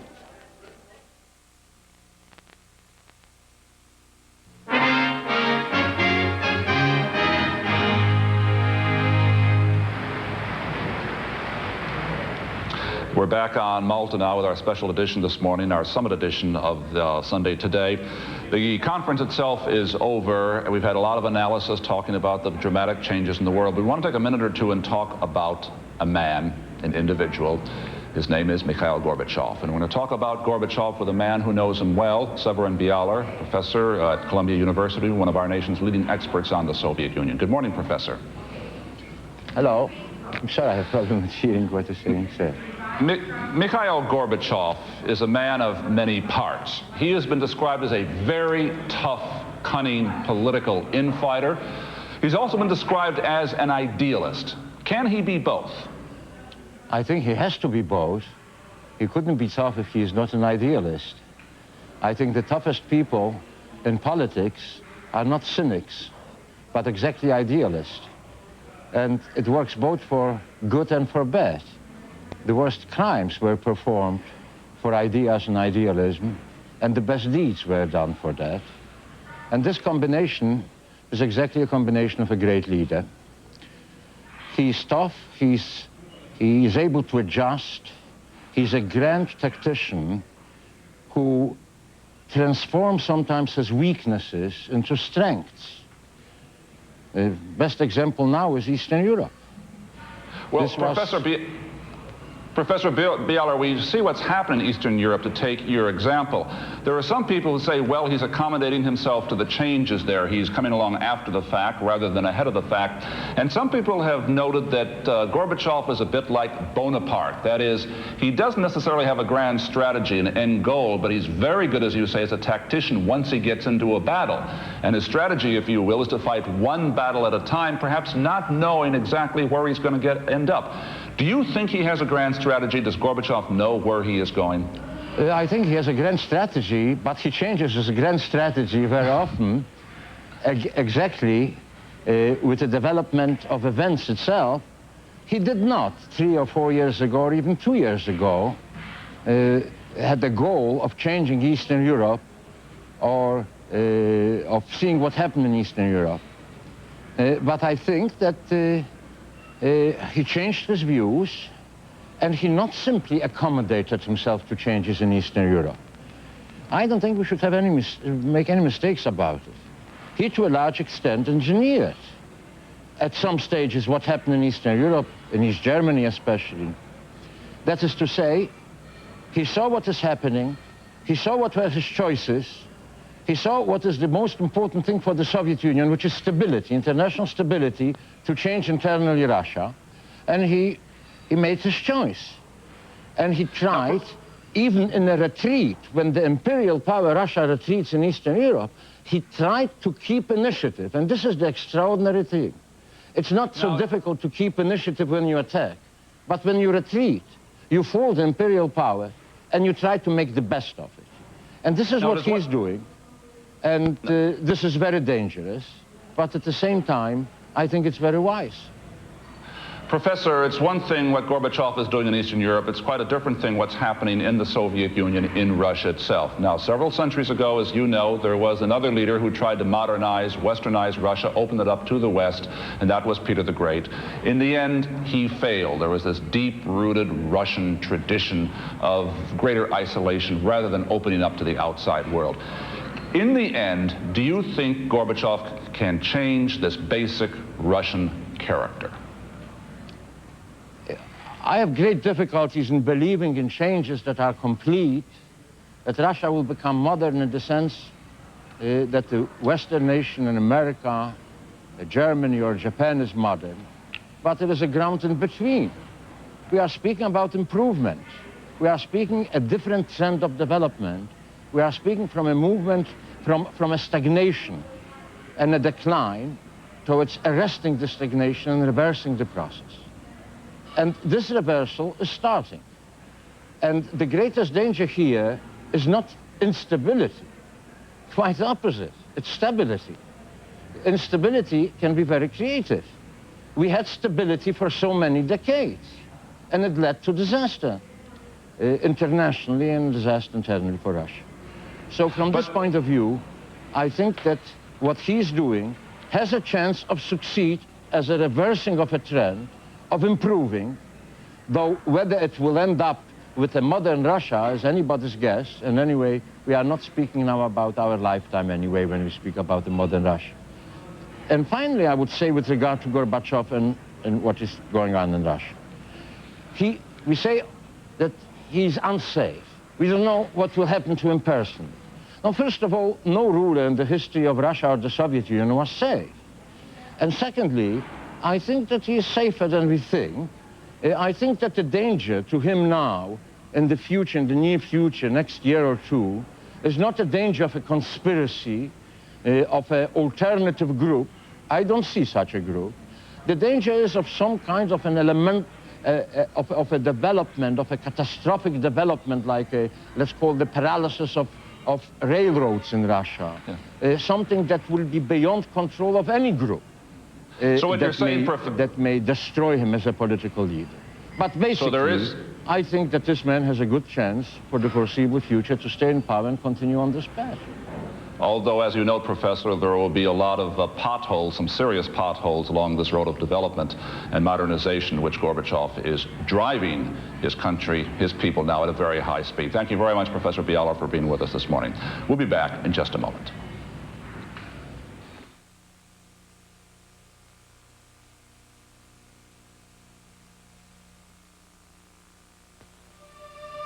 The Volvo 240 has built a reputation for surviving accidents, and we at Subaru have always been impressed by that. So we gave the new Subaru Legacy wagon unibody construction, like the Volvo 240.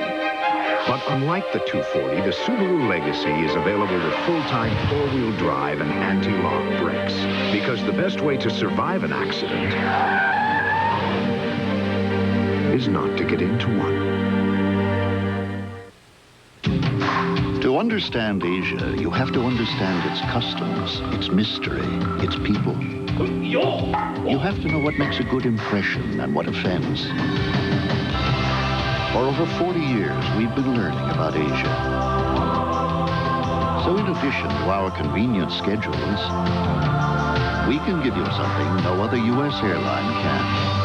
The knowledge that comes after 40 years of helping people do business in Asia. For governor, Jack Raines. I fought to see that we put $1 billion in new prison construction. I want to make sure we have adequate capacity so that the violent offender, those that are threats to society, are not out on the streets. I want to keep those dangerous people off the streets and out of our face. They're going to do every day. And I want to treat those people like the garbage they are. I want to put them in that can and I'm going to sit on the lid. Let's get serious, Texas. Jack Raines for governor. Mattress Mac here, inviting you to come to Gallery Furniture today because prices are exploding on every Sealy Posturepedic mattress this weekend only. If you've been thinking about buying a new mattress, now is the time. Every Sealy Posturepedic is on sale right now at Gallery Furniture. The Sealy top-of-the-line Posturepedic closeout this weekend only at Gallery Furniture. 6006 I-45 North between Tidwell and Parker. Gallery Furniture saves you money. Gallery Furniture, 694-5570.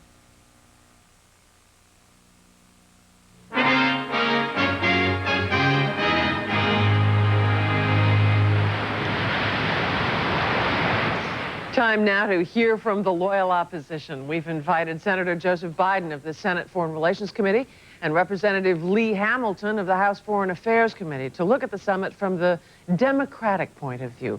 They're both in our Washington studios. Thank you for being with us, gentlemen. The big question, can George Bush go into a June summit with the reasonable assumption that you guys are going to ratify a START treaty if he signs it? Yes. The reason I answered the Senate's the one that ratifies. I didn't mean to. No. I think yes. With no problems. Obviously, I'm asking you this in a vacuum. You don't know what the final details obviously we don't know what it would be, but there is a clear consensus in the nation, and I think a clear consensus in the Senate among Republicans as well as Democrats that a START agreement on the framework that President Reagan worked out along 50% reductions is reasonable, useful, and from all of the vantage points, a good idea. So I think the answer would be yes. Okay. I have the same impression. I think the real key to any arms control agreement ratification, of course, is always the verification provisions. That's the thing that gets the most attention in the Senate debate. Mm-hmm. And if those provisions are tight, then I would think the Senate would ratify. I think the president probably would have more trouble with the Republicans than he would on the Democrats on many of those kinds of issues. Let me ask you a congressional question, Congressman. If Gorbachev agrees to demilitarize, the United States can start cutting weapons system. Where do the jobs go in America if that happens? Well, I think I'm optimistic about the transition over time because I think what it will do is free up a lot of money that we now pour into military hardware into the kinds of investments that we ought to be making in our economy, investments in research and infrastructure and education and all of these other things. I would feel rather optimistic that the peace dividend, if and when it develops, and I don't think it's going to develop in the next year or so, can be a plus for the American economy, and we can begin to do the kinds of things that we ought to be doing to invest for the long term and to strengthen the American economy and make it more competitive in the world. If I could add one point to that. Sure. I think it's not only as a plus, I think it's a must. I think the only way for us to compete with an emerging united Europe, Western Europe, and Japan is for us to redirect our investment into that area. Let's just take one area, research and development, as the Congressman mentioned. We could easily divert $10 billion a year in research money to the thousands of brilliant young minds out there that instead of working on superconductors and the like are working on new weapon systems. And that is a transition that is reasonable and it is absolutely positively necessary. Would Congress hold up economic incentives that have been offered to Mr. Gorbachev until human rights violations are corrected? In other words, how difficult will it be to waive the Jackson-Vanik Amendment? I think Jackson-Vanik probably will be waived fairly soon. The summiteers agreed to begin discussion of a trade agreement. That assumes that Jackson-Vanik will be waived. So I think that's probably on track if we see the momentum from the Malta summit continue. And I think the Congress is ready and prepared to support that, so long as the Soviet performance on immigration remains good, which it has been in recent months. Senator Biden, I'm going to change the subject. Okay. El Salvador is on the table in Malta. The question of who's supplying arms, and today Newsweek magazine is out saying that rightist political leader Roberto do Buisson was directly involved in the murders of Jesuit priests, quoting a key senator as saying that would have an explosive effect on military aid to El Salvador. Your thoughts? Well, I think it will have a serious negative effect on military aid to El Salvador. And I must say at the outset, I've never been, I've been extremely critical over the years of Mr. D'Aubusson, so I'm probably not the best one to ask about D'Aubusson. I'm not sure I represent the view of the Senate as a whole, but at a minimum, if those allegations turn out to be true, it will significantly damage the prospects of continued aid at the level that now exists for the government in power, and D'Aubusson is going to be viewed as being a piece of that. One final question to Congressman Hamilton. People on your side of the aisle have been critical of Mr. Bush as not having the vision to lead, being behind the curve on the changes in Eastern Europe. What do you think now? Well, I think the president has been behind the curve with regard to Eastern Europe. He, for example, had 3 programs for Poland. He has a team over in Poland now. I think they're on their way back, and I suspect we'll have a 4th initiative from the president with respect to Poland. But with respect to East Germany, for example, and the developments there, I think the president has been very wise and prudent and cautious in following developments and letting the Federal Republic, West Germany, take the lead. What strikes me about this summit now is that he has put forward a program of much more positive reaction and even cooperation to Gorbachev's reform efforts in the Soviet Union. Thank you very much, both of you, for being with us. Senator Joe Biden, Congressman Lee Hamilton. Now we're going back to Garrett Utley in Malta. Mary Alice, as we have been hearing, summit conferences are the subject of endless speculation, discussion, and analysis. They are also a time of great hope, the hope that 2 men meeting face-to-face can somehow break down barriers and stereotypes and make this world a better, more secure place. Perhaps the poets can put that best, a poet such as Carl Sandburg. Here's John Dancy. The people will live on. The learning and blundering people will live on. The words belong to the 20th century poet Carl Sandburg, but the spirit that gave them birth belongs to the world. It has driven mankind for centuries, and perhaps never more so than in this season of revolutionary change in Eastern Europe. It was that spirit that gave life to the French Revolution, celebrated so lavishly last summer on its 200th anniversary, a revolution of the people. For 200 years, the ideas of freedom and justice, of equality and the rights of man, burrowed themselves deeper and deeper into the conscious and unconscious minds of people, free and unfree. Finally, this year, no fence, not even the Iron Curtain, could contain those ideas, and they burst to life in places where they had been crushed for decades. Suddenly, the leaders were the lead, swept along in a torrent. Writing years before the events of this summer and fall, Sandburg seemed a prophet. He wrote, "Between the finite limitations of the five senses and the endless yearnings of man for the beyond, the people hold to the humdrum bidding of work and food while reaching out, when it comes their way, for lights beyond the prison of the five senses." For lights beyond, Carl Sandburg's phrase seems to describe the yearnings of millions for lights beyond work and mere existence in a society their leaders told them was free and democratic, but which their common sense told them was a prison to be escaped. Sandburg again. "Time is a great teacher," he said. "Who can live without hope? In the darkness, with a great bundle of grief, the people march. In the night and overhead, a shovel of stars for keeps. The people march. Where to? What next?" Those questions were old when Sandburg was young. Indeed, they are as old as revolution itself and as fresh as tonight's evening news. For Sunday Today, I'm John Dansley, NBC News. The poets, as usual, have it right. And Mary Alice, I should say we never did discover who is in the suit of armor behind us here at the former hospital of the Knights of Malta. I bring it back to you and our colleagues, except I don't think I'd quite get it on the airplane. It's been quite a day here.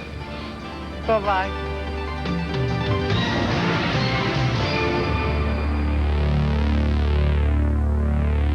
I'm Jane Pauley. This week on Today, solving America's daycare problem in the 90s.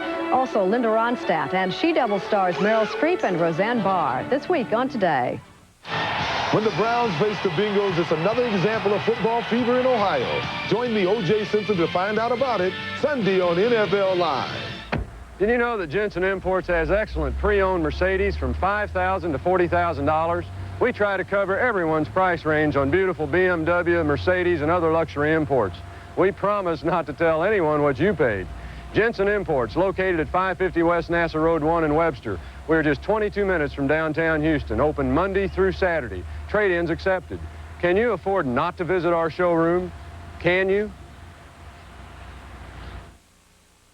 Jack Raines on abortion. No more than as a father, I could impose my personal views on my two adult daughters or my wife. As governor of Texas, I don't think it's appropriate that I impose my personal views on the women of Texas. I'll not support legislation that further restricts the rights of adult women in Texas to have the option of an abortion. It's a very personal issue. It's a very private issue. I don't believe in government intervention. Channel 2, KPRC-TV, Houston. Hello again from Malta. On Meet the Press today, the Bush-Gorbachev summit. What does each side think? Our guest is Brent Scowcroft, the president's national security advisor.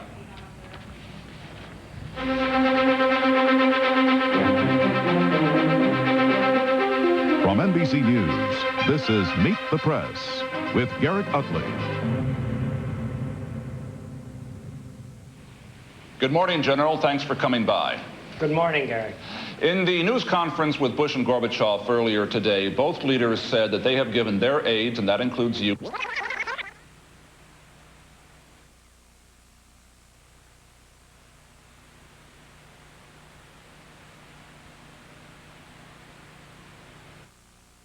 Good morning, General. Thanks for coming by.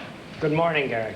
In the news conference with Bush and Gorbachev earlier today, both leaders said that they have given their aides, and that includes you, specific instructions to advance the negotiations to reduce nuclear weapons and conventional forces in Europe.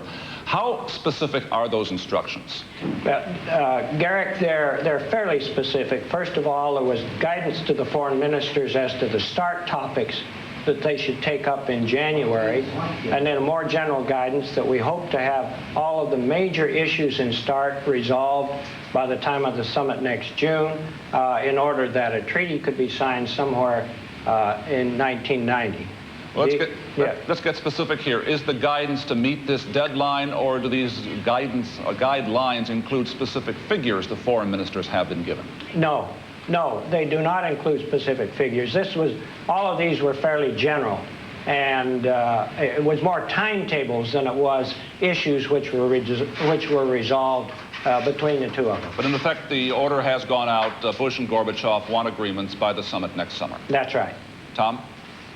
General, what about SLICMs, these submarine-launched or sea-launched cruise missiles that have been a problem in the past? Are you confident now, given our advantage in that area, that we'll be able to work out something between now and June with the Soviets on a limitation on SLICMs? Well, it is one of the most complex issues left in START, and there was a discussion of it in a general sense, basically by Mr. Gorbachev. It's not resolved yet, and as I say, it will take some heavy lifting to do it. All right. Given the favorable conditions that existed here and the possibility of signing a START agreement, that is the long-range nuclear weapons, in June, and then a conventional forces agreement later this year, or in 1990, where do we go from there in relations between the United States and the Soviet Union? What would be your next step? Well, we've got a long way to go before we get there. I think the thing one does then is take a look at the force balance in Europe, in the NATO area, Central Europe area, and see what might make sense to do in that arena of conventional arms. And then we have to take a breather and START and focus and see where we can go and START that will further enhance stability of strategic arms, hopefully at lower numbers. General, before the president came here, he said back in Washington that he didn't want to negotiate over troop levels in Europe with Gorbachev, that that's something that has to happen between NATO and the Warsaw Pact. However, the president said he did want to talk about such things as what troop levels should be 10 years from now. Mm-hmm. What are the president's ideas, and what was Gorbachev's reaction?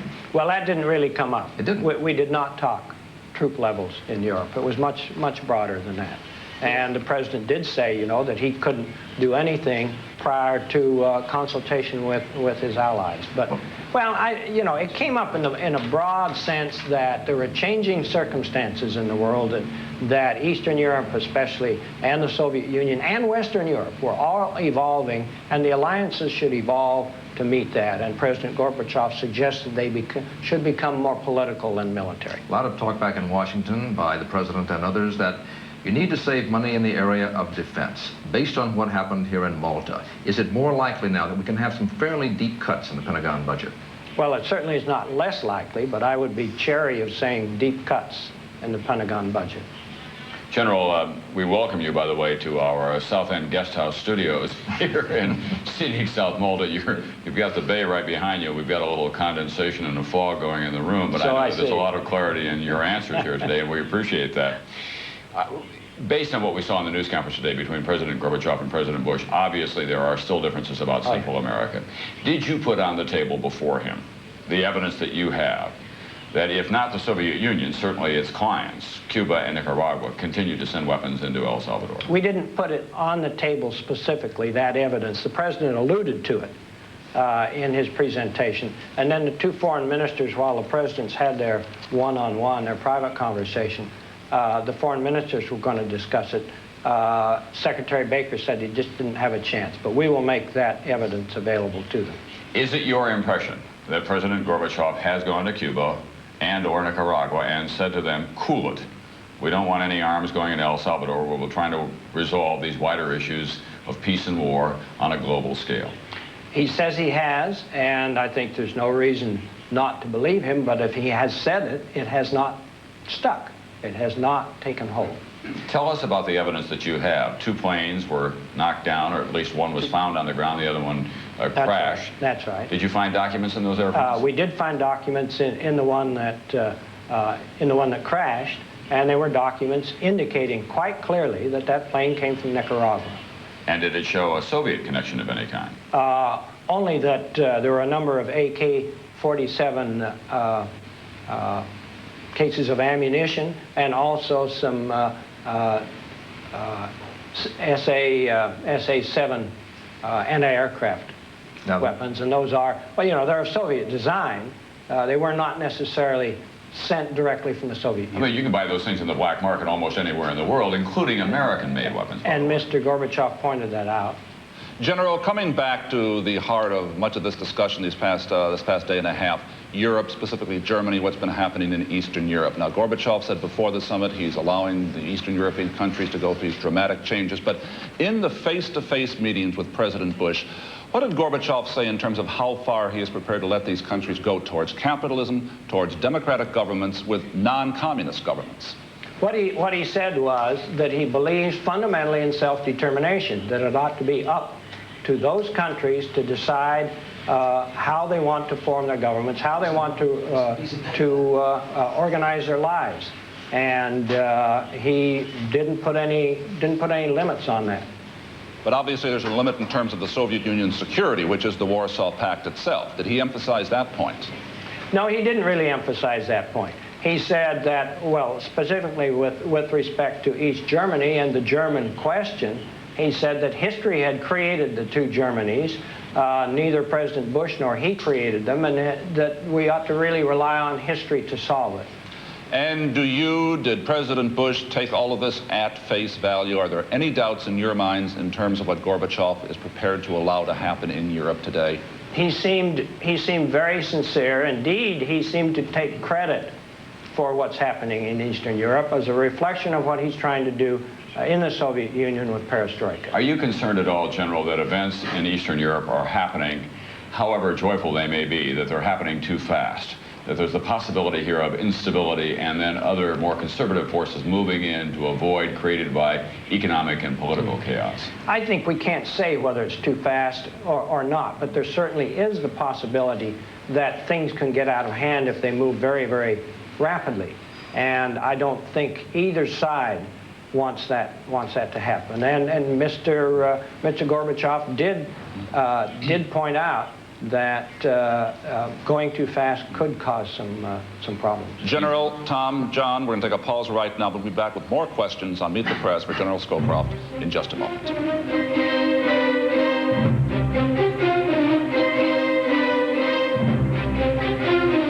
Meet the Press is sponsored by the Archer Daniels Midland Company. ADM, supermarket to the world.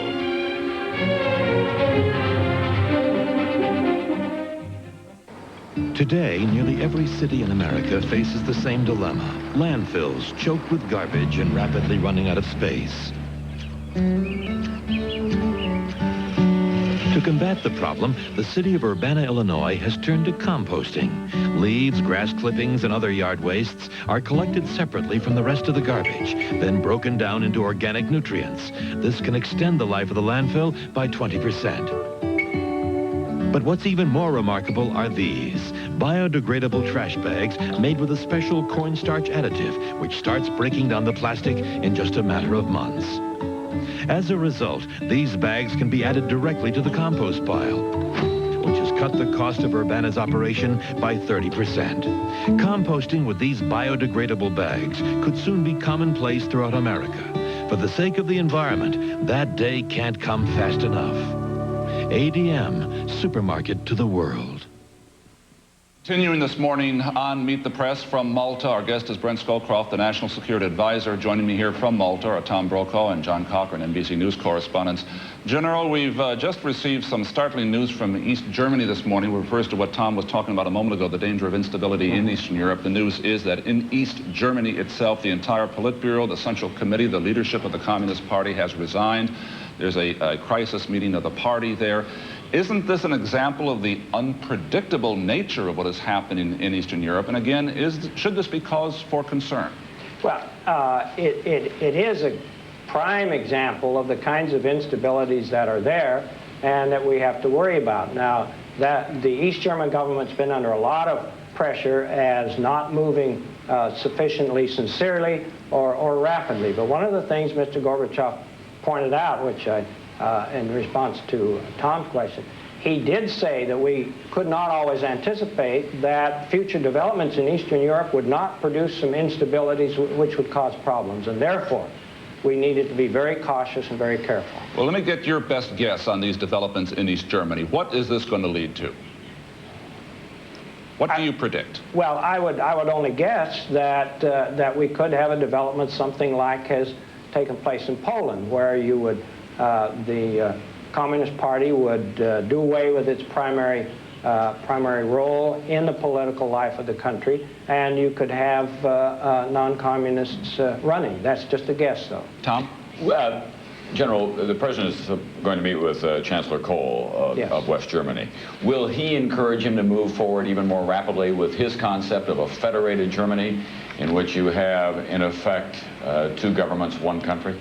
Well, I see no reason he should suggest that he move forward even faster. I think that the president feels events should take their own timing and velocity. Come now, General, we have an enormous stake politically and economically and militarily in that part of the world. Chancellor Kohl has been in close touch with President Bush throughout all of this. Surely the Chancellor will be seeking his advice if the President isn't offering it at the first blush. Wouldn't the President like to encourage that kind of thing? Well, let me put it this way. The President will certainly not stand in the way of German reunification. At the same time, the Soviet Union is very nervous about events in Germany. So again, with the idea that we move slowly, cautiously, to keep things going, not to destabilize them to the point this whole process could be disrupted. And I think that's what the President is likely to talk about. General, let me switch to another part of the world, Asia. There's a report in the Washington Post this morning that Philippine President Cory Aquino asked President Bush to permit American planes to make airstrikes on rebel-held targets during this rebel insurrection in the past several days, and that the president refused. True?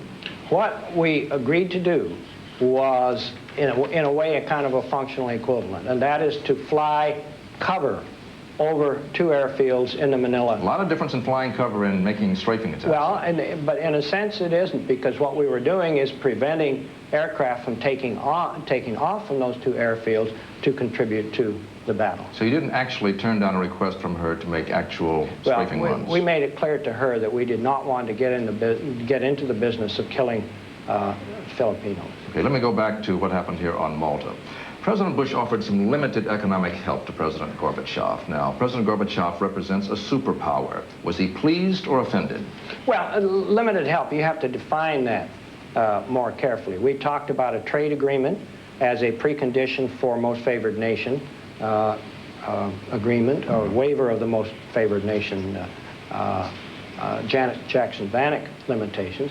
We talked about the Soviet Union getting observer status at GATT. But, you know, that's the kind of thing. We're not talking about economic aid in that sense of... Still, it's going to help the Soviet economy, you hope. Well, what we hope, you know, President Gorbachev said he really wants to begin to inject the Soviet economy into the world economy. And if he wants to do that, then observer status at GATT is a very useful thing, because then the Soviet Union will have the opportunity to see how the world economy works and what they have to do to become a part of it. You know, back home in the United States, President Bush has been accused of not helping Gorbachev enough with the perestroika. Did Gorbachev seem to feel that he is being helped now? Yes, he does. He did. Yes. General, step back for just a moment. You have grown up personally and professionally during the Cold War. Now, at least we're on a cusp of change. Whether or not we're in for profound change, we can't be sure. Give us your best vision about what is going to happen. Has this been a triumph for democracy and liberal thinking throughout the world, as some people have suggested, the end of history, as it has been called? Or are we merely in a transition to a new phase that we cannot yet be certain about how it's going to take hold? I think there's no question that we're in a new phase. The world in which we all grew up and know so familiar, the kind of confrontational world between the United States and the Soviet Union, is changing. The post-World War II world is collapsing about us. And I think it's premature to say what will follow. It's a very exciting time, but a very perilous time, because it could still blow up. I don't think it will, but we have to move very cautiously and prudently. General, going into this summit conference, the Russians, of course, were playing it up. George Bush was playing it down, trying to control euphoria, if you will. And one of the phrases that came out of Moscow was Yalta to Malta. That didn't sit very well in Washington. But in a way, Yalta did set the division, the picture of Europe after World War II. And could it not be said that after Malta, we now had the events in Eastern Europe over the last several weeks, and the fact that Gorbachev is there, that Malta is in many ways as important as Yalta was? Well, I hope it will prove to be. The reason the president doesn't like the Yalta reference is not only from the political consequences of Yalta and what happened. But there it was the great powers settling the fate of Europe. And the president says, you know, it's not up to us, it's not up to the Soviet Union to settle Europe. It's up to everybody involved. The Europeans, East and West, the Soviet Union, the United States, all of them, to work on the evolution of Europe. Tom? General, I can't help but be struck by the fact that behind you there is the USS Belknap, where you spent the night. A lot of arrangements were made for this summit. They came apart last evening when the storms blew in here and the sea kicked up. What was it like out on the Belknap? You're an old Air Force man. The president has spent a lot of time at sea. Was it terribly uncomfortable, and was it a good idea to make these arrangements under these kinds of dicey conditions? Yes, I think it was good to make these arrangements. I don't think they interfered with the meetings in any significant way. And yes, it was slightly uncomfortable on the Belknap last night. Can I ask you a question about Fidel Castro? As you know, President Bush feels Castro is responsible for a lot of the turmoil in Central America. Did Gorbachev indicate he just can't control Castro? Well, he did say that he had urged Castro to get along with perestroika, to follow the Eastern European example. But then he said, after all, I believe in self-determination now, so, you know, so Mr. Castro can take his own course. General Scowcroft, thank you very much for coming by and being with us this morning here in Malta on Meet the Press. My thanks also to Tom and John. Thank you, Garrick. In just a moment, I'll be back with a Correspondents' Roundtable, a footnote to the Malta Summit.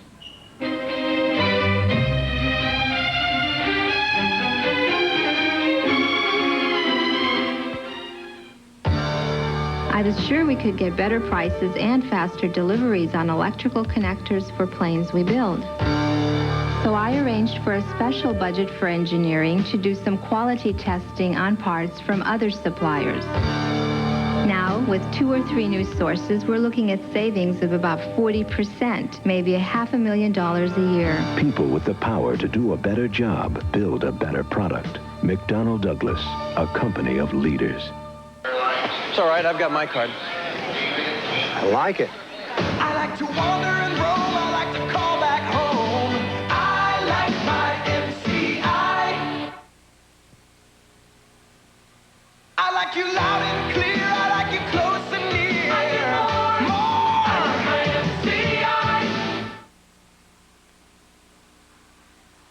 I like my MCI. For as long as we've been pumping gasoline, we've been pumping poisonous carbon monoxide into our air. It wasn't a major problem at first. There were simply fewer cars on the road. But over the years, as we've pumped more gasoline, our carbon monoxide emissions have grown too. And even though today's cleaner burning cars have helped reduce carbon monoxide levels, the problem persists. For everyone. But part of the solution is already here. Pure grain ethanol fuels. Grain ethanol blends reduce deadly carbon monoxide emissions 25% or more and help hold down ozone pollution in our cities. And a detergent in ethanol keeps engines running cleanly. It's clear, the more pure grain ethanol blends we pump into our cars, the less carbon monoxide we pump into our lungs. ADM, supermarket to the world. On Meet the Press today, we're back in Malta in a room of a 16th century building which used to belong to the Knights of Malta, a rather historic setting for what may turn out to be a very historic summit conference. With me, 3 of my NBC colleagues, John Cochran, who covers the White House, John Dancy, who covers State Department, and Jim Bitterman, who covers a lot of Europe where things are happening. Gentlemen, can we advance the argument that what has happened here in these last 2 days shows what summit conferences can really accomplish on a personal level as well as on a substantive level? John? I think so. I may be the only one here who was reminded of Watergate today. Well, how did you get to that? Remember during the height of Watergate, folks, when Richard Nixon said, "I am not a crook"? Well, we had a serious disagreement here at Malta between the presidents and Gorbachev over Central America. Gorbachev saying that he doesn't know how these Soviet-made weapons get to the rebels in El Salvador. Gorbachev saying, my Nicaraguan allies, Fidel Castro, tell me they don't know either. George Bush could have said Gorbachev was lying. Instead, George Bush said, I believe what Gorbachev is telling me, and I believe that the Nicaraguans are lying to Gorbachev. In effect, Bush is saying, you are not a crook, Mikhail Gorbachev. I think it's very important that this was out on the table early on, and it removed, I think, what could have been a rather nasty atmosphere. They've agreed to disagree, John. It gave good atmospherics for the conference, and basically what they have done is, as you say, agreed to disagree. They've just left it sitting there without anybody having to take a position, and now the villains of the peace are the Nicaraguans. You know, John went back to Watergate. I went back to Yalta. We had talked about before, and the fact was that at Yalta, the Russians and the Americans were allies. And the question was asked of Bush at the news conference today, are you allies? And he said, no, we're not allies yet, but we learned to cooperate. But, you know, it does sort of make you wonder about that time when America and the Soviets were allied, and makes you wonder what kind of things could come out of it if it could come back to that. I was interested by the fact today that the Soviets, and Gerasimov particularly, tried to drag George Bush kicking and screaming to a declaration that the Cold War was over, and he would not do it.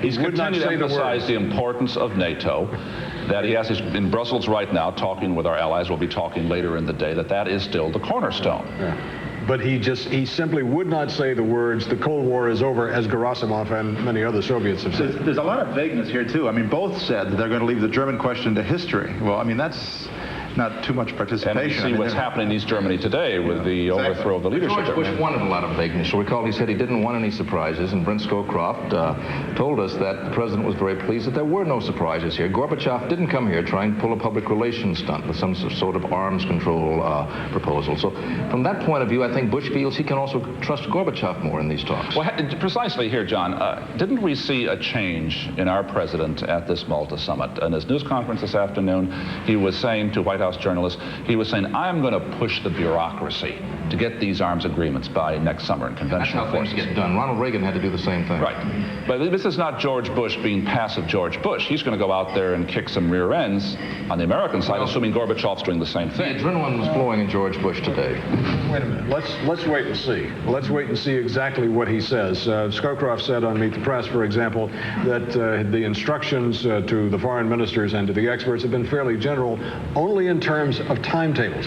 I want to see what specific warhead levels they decide they're going to get down to, how forthcoming the Americans are going to be before we have all this. You're always bringing up these details, John. Jim? No, but that may be the time frame may be enough to get them going, because basically negotiators hold back. They don't want to release anything that they don't have to, but given a time frame, then they have to start realizing they have to make compromises, and that's really where an agreement comes from. So, what's going to be the reaction among the Europeans, Bushes and NATO? I think the disarmament questions are going to be the ones that are most interesting for the Europeans. The German question, I mean, they really have just left unanswered, and it's a real question where it goes from here, especially the developments today. But the disarmament things, I think, will be the most interest.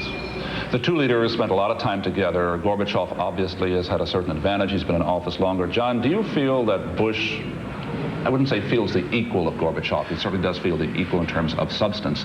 But in terms of being in harness together, trying to guide events right now, that they really are working together on most of these issues?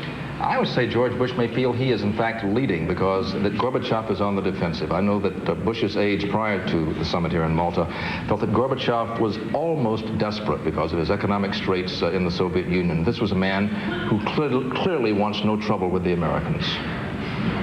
Well, I was just simply going to say that this whole thing began to turn over during the Wyoming pre-summit talks between Baker and Shevardnadze. The Americans came away from that with a real feeling that the Soviets were searching for answers rather than just throwing up stone walls, and that seems to have carried over to these talks. That was an important turning point. Yeah. Gentlemen, thank you very much. Thanks to all of our colleagues for this lengthy coverage of the Bush-Gorbachev summit here on Malta. Well, it has been a long morning, indeed a long day here in Malta. The summit is over, and I suspect with time, the colleagues would agree, the high winds and rough seas will recede in memory. What will last is the personal contact established here between the two presidents, the new sense of direction and commitment given to relations between the two countries. That is what summit conferences are supposed to do. George Bush and Mikhail Gorbachev can now look forward to their next meeting next year in the United States on dry land. That will be welcomed by everyone.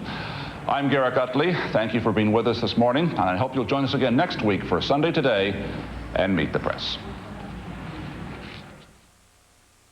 You're in Hong Kong. I like it. I like you loud and clear. I like you close and near.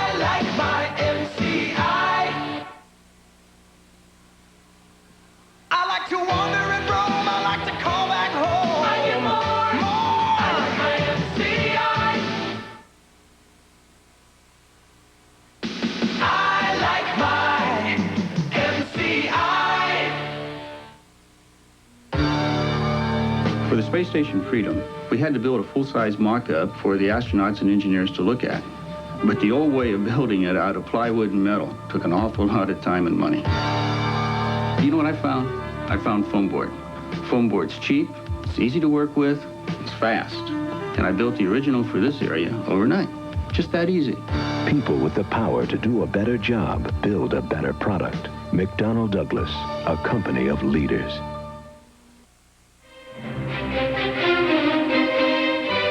Meet the Press has been sponsored by McDonnell Douglas, a company of leaders, and ADM, Supermarket to the World. For a printed transcript of Meet the Press, send $1 and a self-addressed stamped envelope to Kelly Press, Box 12160, Silver Spring, Maryland, 20908.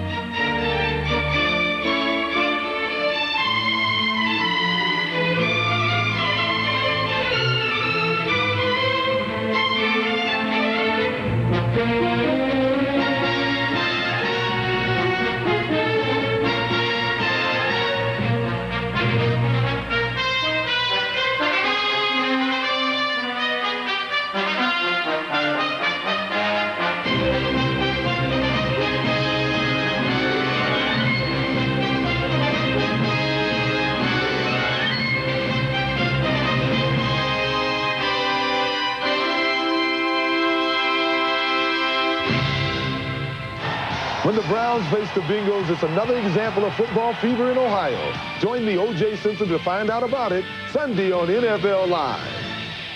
I'm Jane Pauley. This week on Today, solving America's daycare problem in the 90s. Also, Linda Ronstadt and She Devil stars Meryl Streep and Roseanne